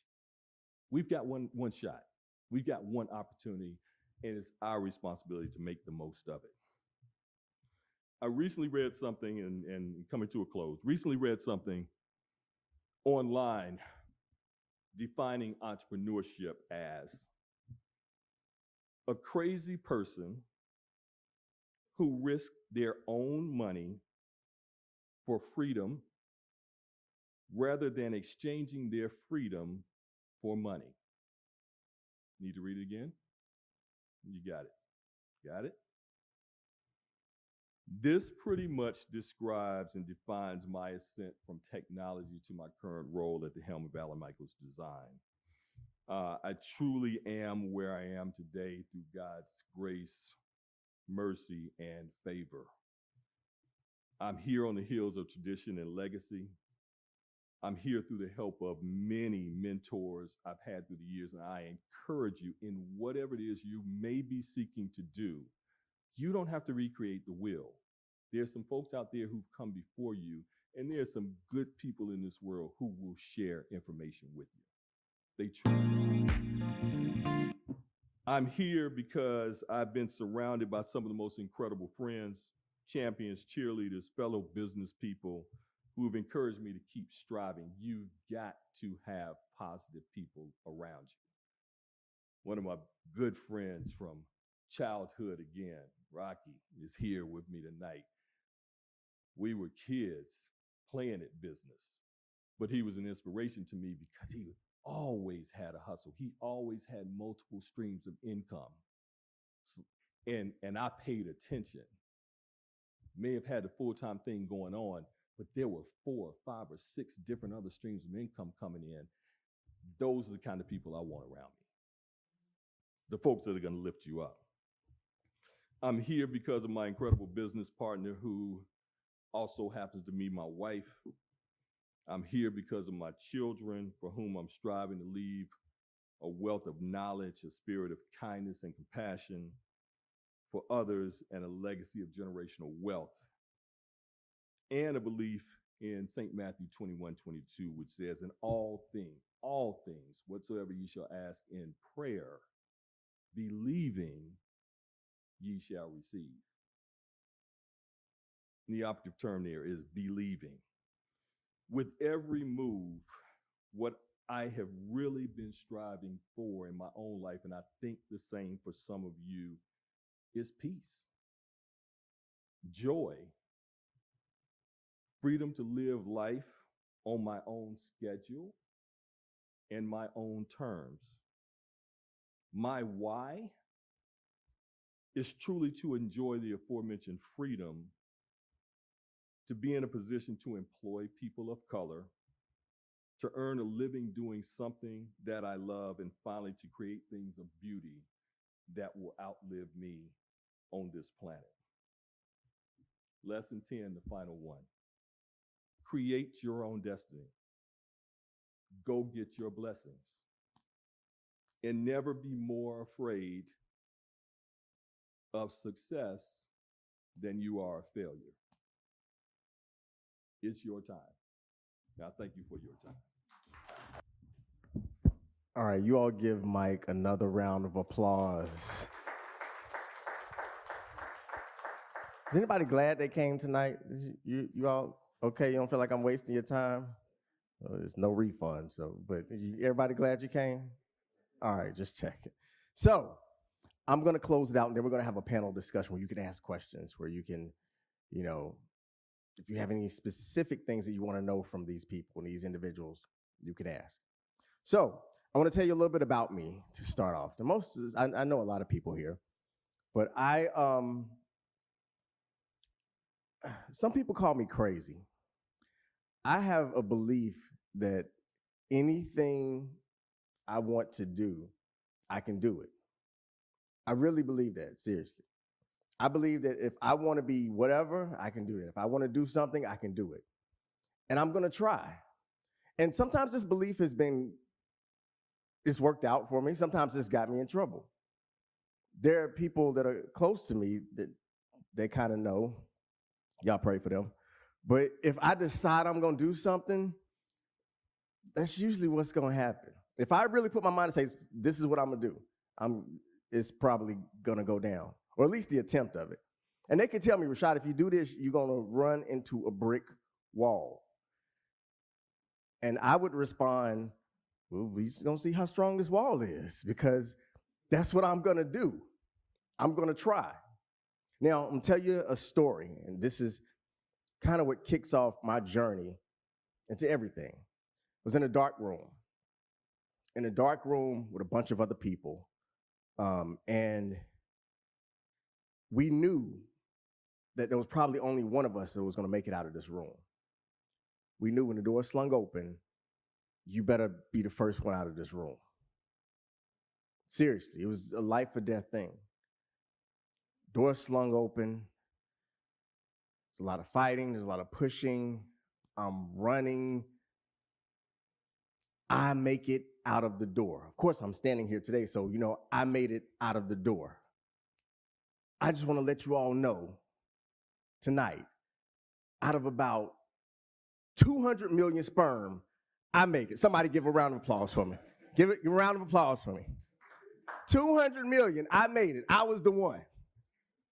And, people think that's funny, but that's my boast. That's what I remind myself of all the time. Rashaad, out of about 200 million sperm, you were the one that made it. I was the strongest. I was the fastest. I was the best swimmer. I made it. Out of about 200 million, I made it.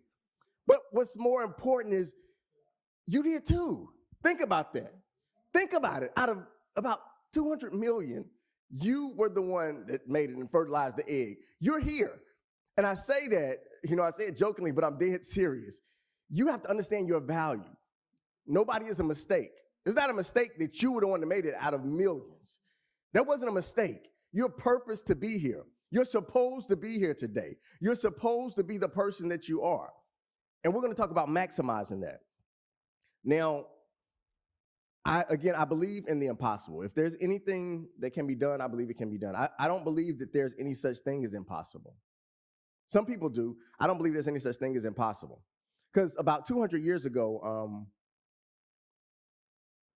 let me tell you what everybody told this one gentleman was impossible, but he did. About 200 years ago, he said, you know what? Imagine how life was about 200 years ago, okay? Not much technology at all. This gentleman said, I want to talk to somebody who's not even here. 200 years ago. I want to talk to somebody on the other side of town, on the other side of the world. And I believe it's possible. Everybody told him he was crazy. That is not possible. How are you going to talk to somebody that's not even here? But he had an idea, he had a dream, and he made it happen. He invented the telephone. Now, there's a debate whether he was the one that did it. He brought it to fruition. A telephone. Think about that, though. 200 years ago, how insane that was. You want to talk to somebody that's not here? The first question they asked was, so what type of drugs were those that you were on? Because that was a crazy idea. A little more than 100 years ago, another person had a crazy idea. He said, I want to get in a big slab of metal and fly like a bird to a whole nother place. Everybody told him he was crazy. You can't do that. But they decided he decided, I'm still going to do it anyway. I'm going to do it. And he created an airplane and did what people thought was impossible. Everybody told him that's impossible. You can't do that. You can't do that. But he believed it was possible. I say that because that's the mindset that I've adopted. And people close to me, the more you stay around me, the more you'll understand. I don't think too much is impossible. Because impossible is relative. What's normal is relative. Are there any Christians in the audience? We're not going to talk about religion. Any Christians? Okay, just a couple of Christians. All right. I mean, we in North Carolina. This is the Bible Belt, so I assumed it would be a lot. But as a Christian, let me tell you what you believe. See, and I'm saying this because sometimes you say, oh, that sounds crazy. Well, some of our beliefs sound crazy to other people. Some of what you believe sounds crazy to people over on the other side of the world. Some of what they believe sounds crazy to you. As a Christian, you believe you believe that a ghost impregnated a virgin and birthed the Savior of the whole world. Don't it sound a little crazy when I say it like that? A ghost impregnated a virgin and birthed the Savior of the whole world. But that's not foreign to you, is it? It's what you believe. What you believe, you have to take ownership of yourself. And don't ever allow anybody to tell you what you believe is crazy. Well, they can tell you. People tell me what I believe sometimes is crazy. Some of it might be, but some of it is not. The thing about me is I'm going to try it and test it, and I'm going to figure out whether it's crazy or not. But I'm going to take you all back to a journey of mine. And this is what launched me into the man that I am today. Some of you all know this story, but my senior year at A&T, finally decided I was going to graduate. My mom was real relieved. Because understand, I was at T for a little while. Y'all quit laughing at me now. So I was at T for a little while. So this was like my second senior year. Well, I was there for 5.5 years, okay? Just put it out there. I was there for 5.5 years. You know, it was a 4-year degree program, but, you know, it was still some learning that I had to do. That's my story I'm sticking with. It was more learning that I had to do. So I was there for a while. Last semester, my time at T, I'm halfway through the semester. Now, understand, I played around so much, I didn't do everything I need to do. So this last semester, I had 21 hours. Full load is 15 hours. And I'm taking 21 hours, all core courses. So it's like, it's grind time for real. Midway through the semester, I get a call from my mom, and she was like, listen, your sister's in trouble. And I was like, oh, what'd she do now? She was like, well, she is past the curfew, and she's not answering the phone. I'm like, yep, she gonna get it. So I was like, I'll call her, Ma. Called my sister. She wasn't answering the phone. So my sister was a little bit like me. We were very different in some areas. We were similar in some areas. So she wasn't answering the phone. She missed a curfew. I'm thinking, okay, what would I do in this situation? She probably was a little bit late. So she decided, well, I'm gonna get in trouble anyway, so I might as well enjoy myself for a little longer. So in my mind, that's what's happening. So call her, she don't answer me either. I'm like, okay, whatever. So I drive actually to my mom's house. I was in Charlotte that weekend. I drove back to my mom's house. I'm like, what's going on with this girl? Find out that morning my sister was killed. Totally derailed me. It's my last semester in college. And I'm like, okay, I'm done with school. I can't think right now. I can't think straight. I'm done with school.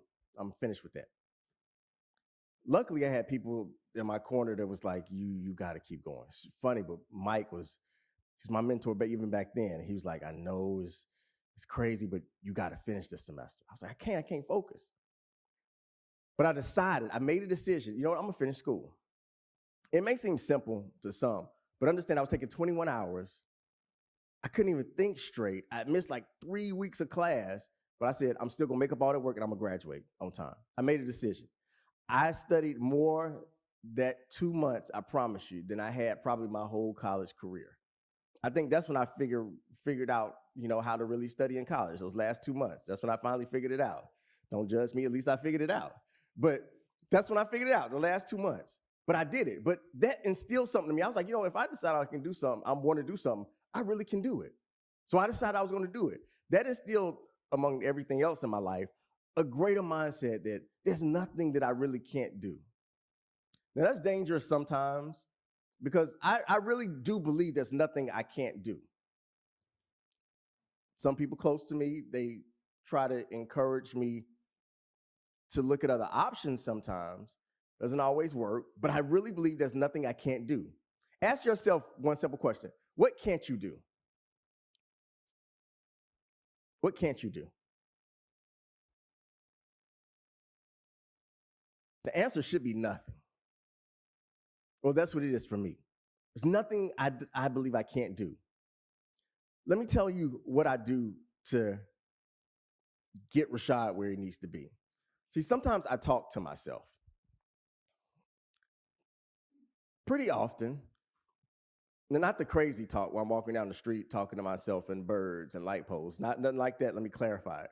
But I talk to myself. I tell myself how great I am. I tell myself how amazing I am. I tell myself how intelligent I am. I tell myself what is going to happen in my future. I tell myself what's going to happen tomorrow. I tell myself all of this. Why? Because I want to believe it. It's very simple. I only tell myself this because I want to believe it. Do you understand that your mind is so powerful that whatever you really believe, you can start to create and conceive?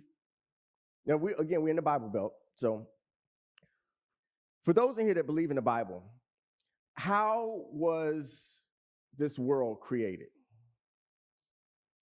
Did God get down on his hands and knees and form the stars, or did he take something else and glue trees together?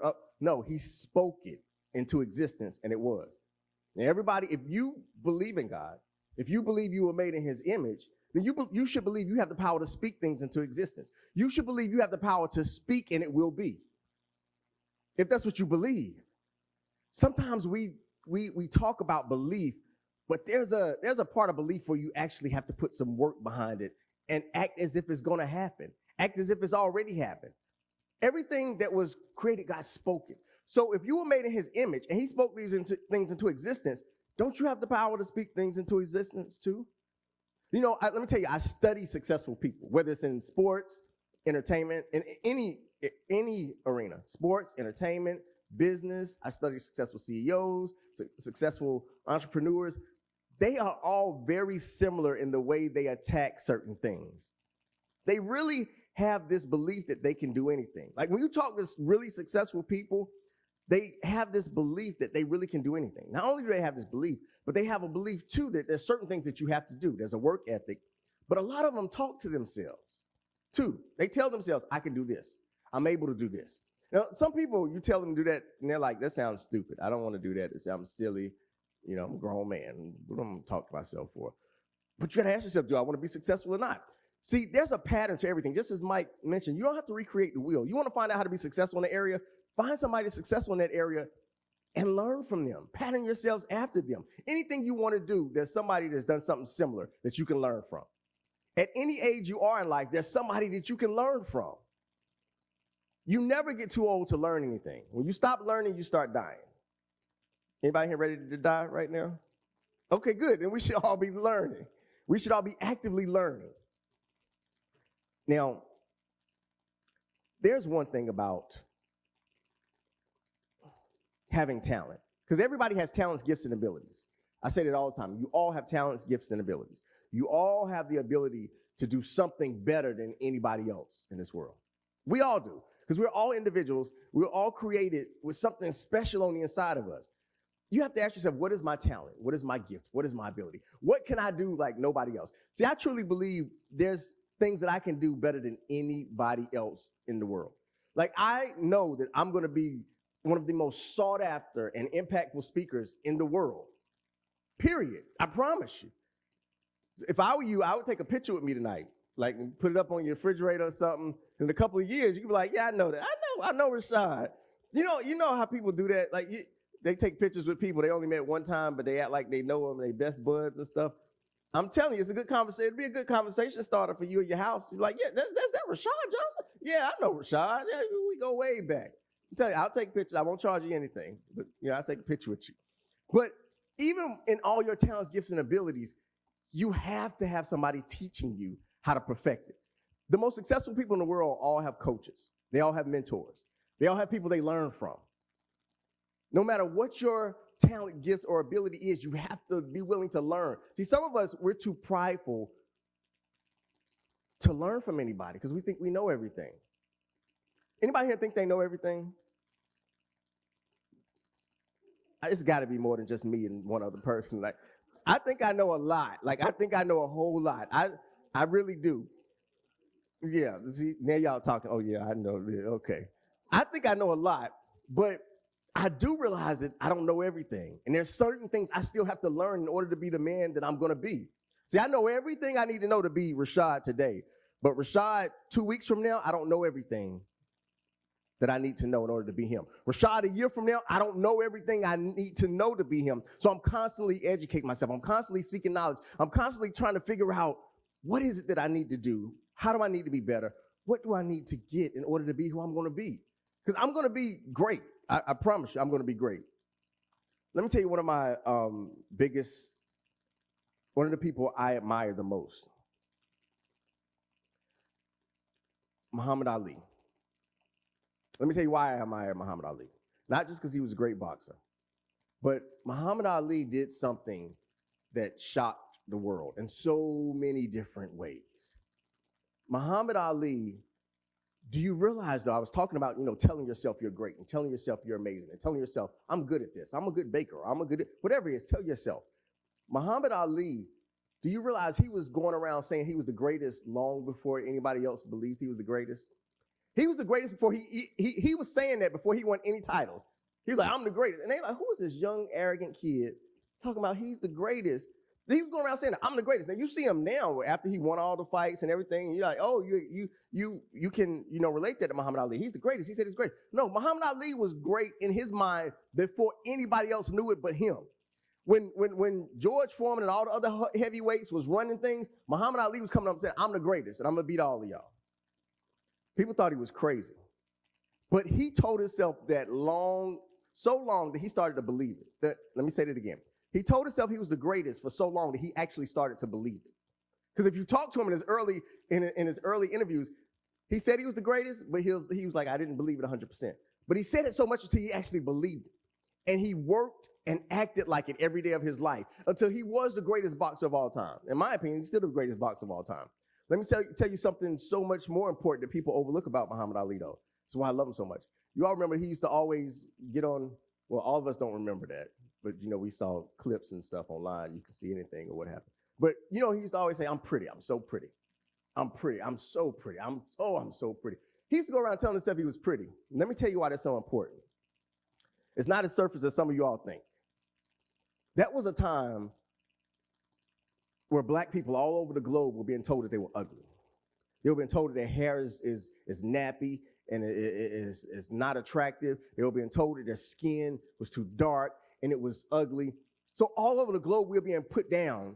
He didn't do that just to say how aesthetically beautiful he was to boost his own ego.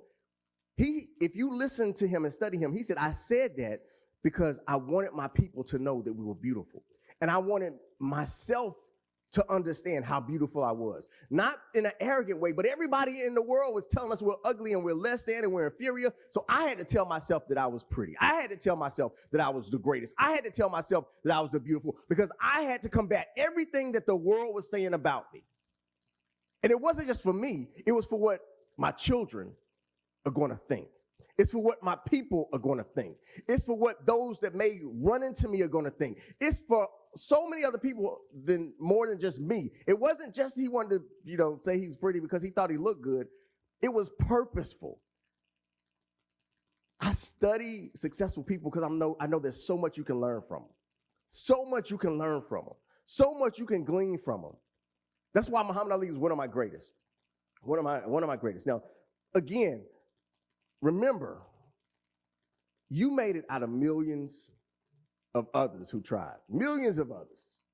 Millions, that's like a big number. Like, have you ever thought about how much a million is? Like a million. You ever heard the phrase, people say, I'm one in a million? I'm one in a million. Let me tell you something about me. Somebody said it to me one time, and I said, I ain't one in a million. I was like, if you're one in a million, that means there's 7 billion people in the world. If you're one in a million, that means there's 7,000 people in the world just like you. I don't believe I'm that common. I just don't believe that defines me. Some people may think that's arrogance, but it's not. It's just a confidence in knowing I was made special. And so are you. I'm telling you, I think very different than the average person. I read a lot. I think different than the average person. I don't accept things, and I never have in my entire life. I haven't just accepted things because people said them. For example, I was talking to somebody. I said this before, but I was talking to somebody, and they reminded me of it. You know that phrase where people say, you know, you want your cake and you want to eat it too. He wants his cake and he want to eat it too. You want your cake, you want to eat it too. First of all, it's my cake. Why wouldn't I want to eat it? Have you ever stopped and think about how crazy that phrase is? You want your cake, you want to eat it. It's my cake. If it's my cake, what am I supposed to do with cake? Just smell it? You don't buy cakes to just smell it or look at it. You buy cakes to eat it. Let me tell you, I believe the original phrase was, you want your cake and you want to eat others too.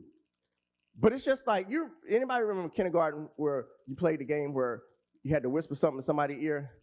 Say, the red ball is bouncing. And people are red. And by the time it gets to the end of the line, is the green banana is swinging from the tree. Like stuff just gets misconstrued. And I believe that's one of those phrases. For that, the phrase don't make, anybody else ever thought that phrase didn't make sense but me? I mean, think about it. You want your cake, you want to eat it. It's my cake. Eat my cake. I like cake anyway. Why wouldn't I want to eat my cake? Anyway, I'm about to go on a tangent. I get passionate about food, but anyway. But I say that to say that I think different. I've always been the type of person that challenged things. I never just accepted it for what it was. Now, as a kid, that got me in trouble a lot. But hey, that's just who I was. As an adult, I'm realizing I have to maximize that, and I'm going to use that to change the world. I'm telling you, I believe with everything in me that I'm going to be the most impactful speaker in the world. I don't doubt it at all. I don't hope I'm going to be. I don't think it may have. No, I'm going to be the most impactful speaker in the world. That's what I really believe. Now, I know there's a lot of work that goes into that some of the work I've done, some of it I haven't. But let me tell you, just as I get ready to wrap this up, some of the things that I've done. And it's not to brag, but it's just, I thought I could do it, so I did it. I thought I wanted to start a business, so I did. Actually, starting right out of college, I wanted to start a business. That's a whole nother story. I got my degree. We just decided we want to start a mental health business, me and a couple of people. We did it. We decided we wanted to, put together a school. We did it. I decided, one day I wanted to write a book. I did that. Decided I wanted to start the speaking business. I did that. I just recently, so I actually just finished filming a movie. I'm in the process of filming two movies. Well, I finished filming one, I'm in the process of filming the other. I got approached with an opportunity from somebody that was watching some of my videos online. They was like, hey, have you ever acted before? Because a friend of mine has a movie and they need somebody to fill in. One of the actors, long story short, one of the actors had to pull out the last minute for a family emergency. Because I need somebody to act. Have you ever acted before? Can you do that? And I was like, yeah, I can do that. It's like, you want to go to the tryouts? I was like, yeah, I'll go to the tryouts. Yeah. Okay, just let me know where it is. I hung up the phone. I was like, whoa, wait a minute. Now that was that Christmas play. I was raw in that Christmas play. Like, I was one of the best wise men there ever was. Like, I was like, let me see if I can recall some of that. And then I was like, no, actually, I did a play right out of college too. But still, that was about 17 years ago. But I was like, I'm gonna do it. So I was like, let me tell you. Initially, I was like, how do I prepare for this? So I was like, I'm gonna watch some movies. That's what I'm gonna do. I'm gonna watch some movies. That does absolutely nothing. Like, that's just entertainment. Because after a while, I was like, I don't even know what I'm supposed to be watching it for. I just figured there's actors in the movies. So, but I said, you know what? I'm gonna figure out how to do this. I'm gonna study the script. I did it. I did it. I studied the script. I think I did a good job in the movie. One of the other actors thought I did a good job too, because he said, listen, he's like, this is what he said to me. And I was shocked. He was like, listen, I love the way you brought that character to life. Like, I love it. Like, I can tell you're a professional actor. Like, I have a movie that is coming up in a couple of months that I'm filming. Would you mind auditioning for that? I was like, sure, no problem. I thought about that. I was like, professional actor? It's another thing I'm gonna add to my resume. Like, then from that moment on, I promise you, I was like, yeah, I'm a professional actor. I've been to movies and stuff, that's what I do.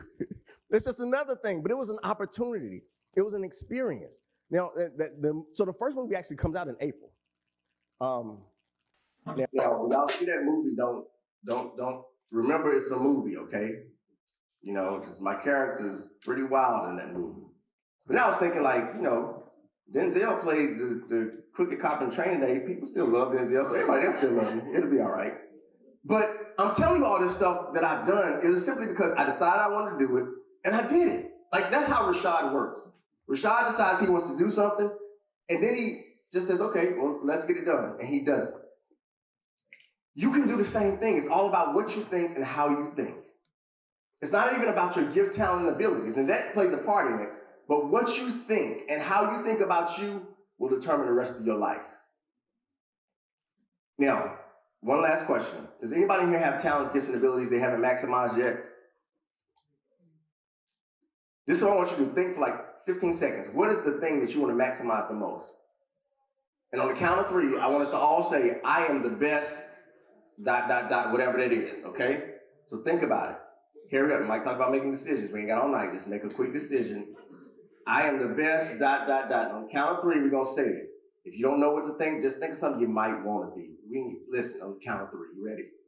1, 2, 3. I am the best speaker in the world. Y'all so obedient. I like y'all. Anyway, we're about to close out. I thank you all for your attention. I thank you all for coming. I thank you all for supporting.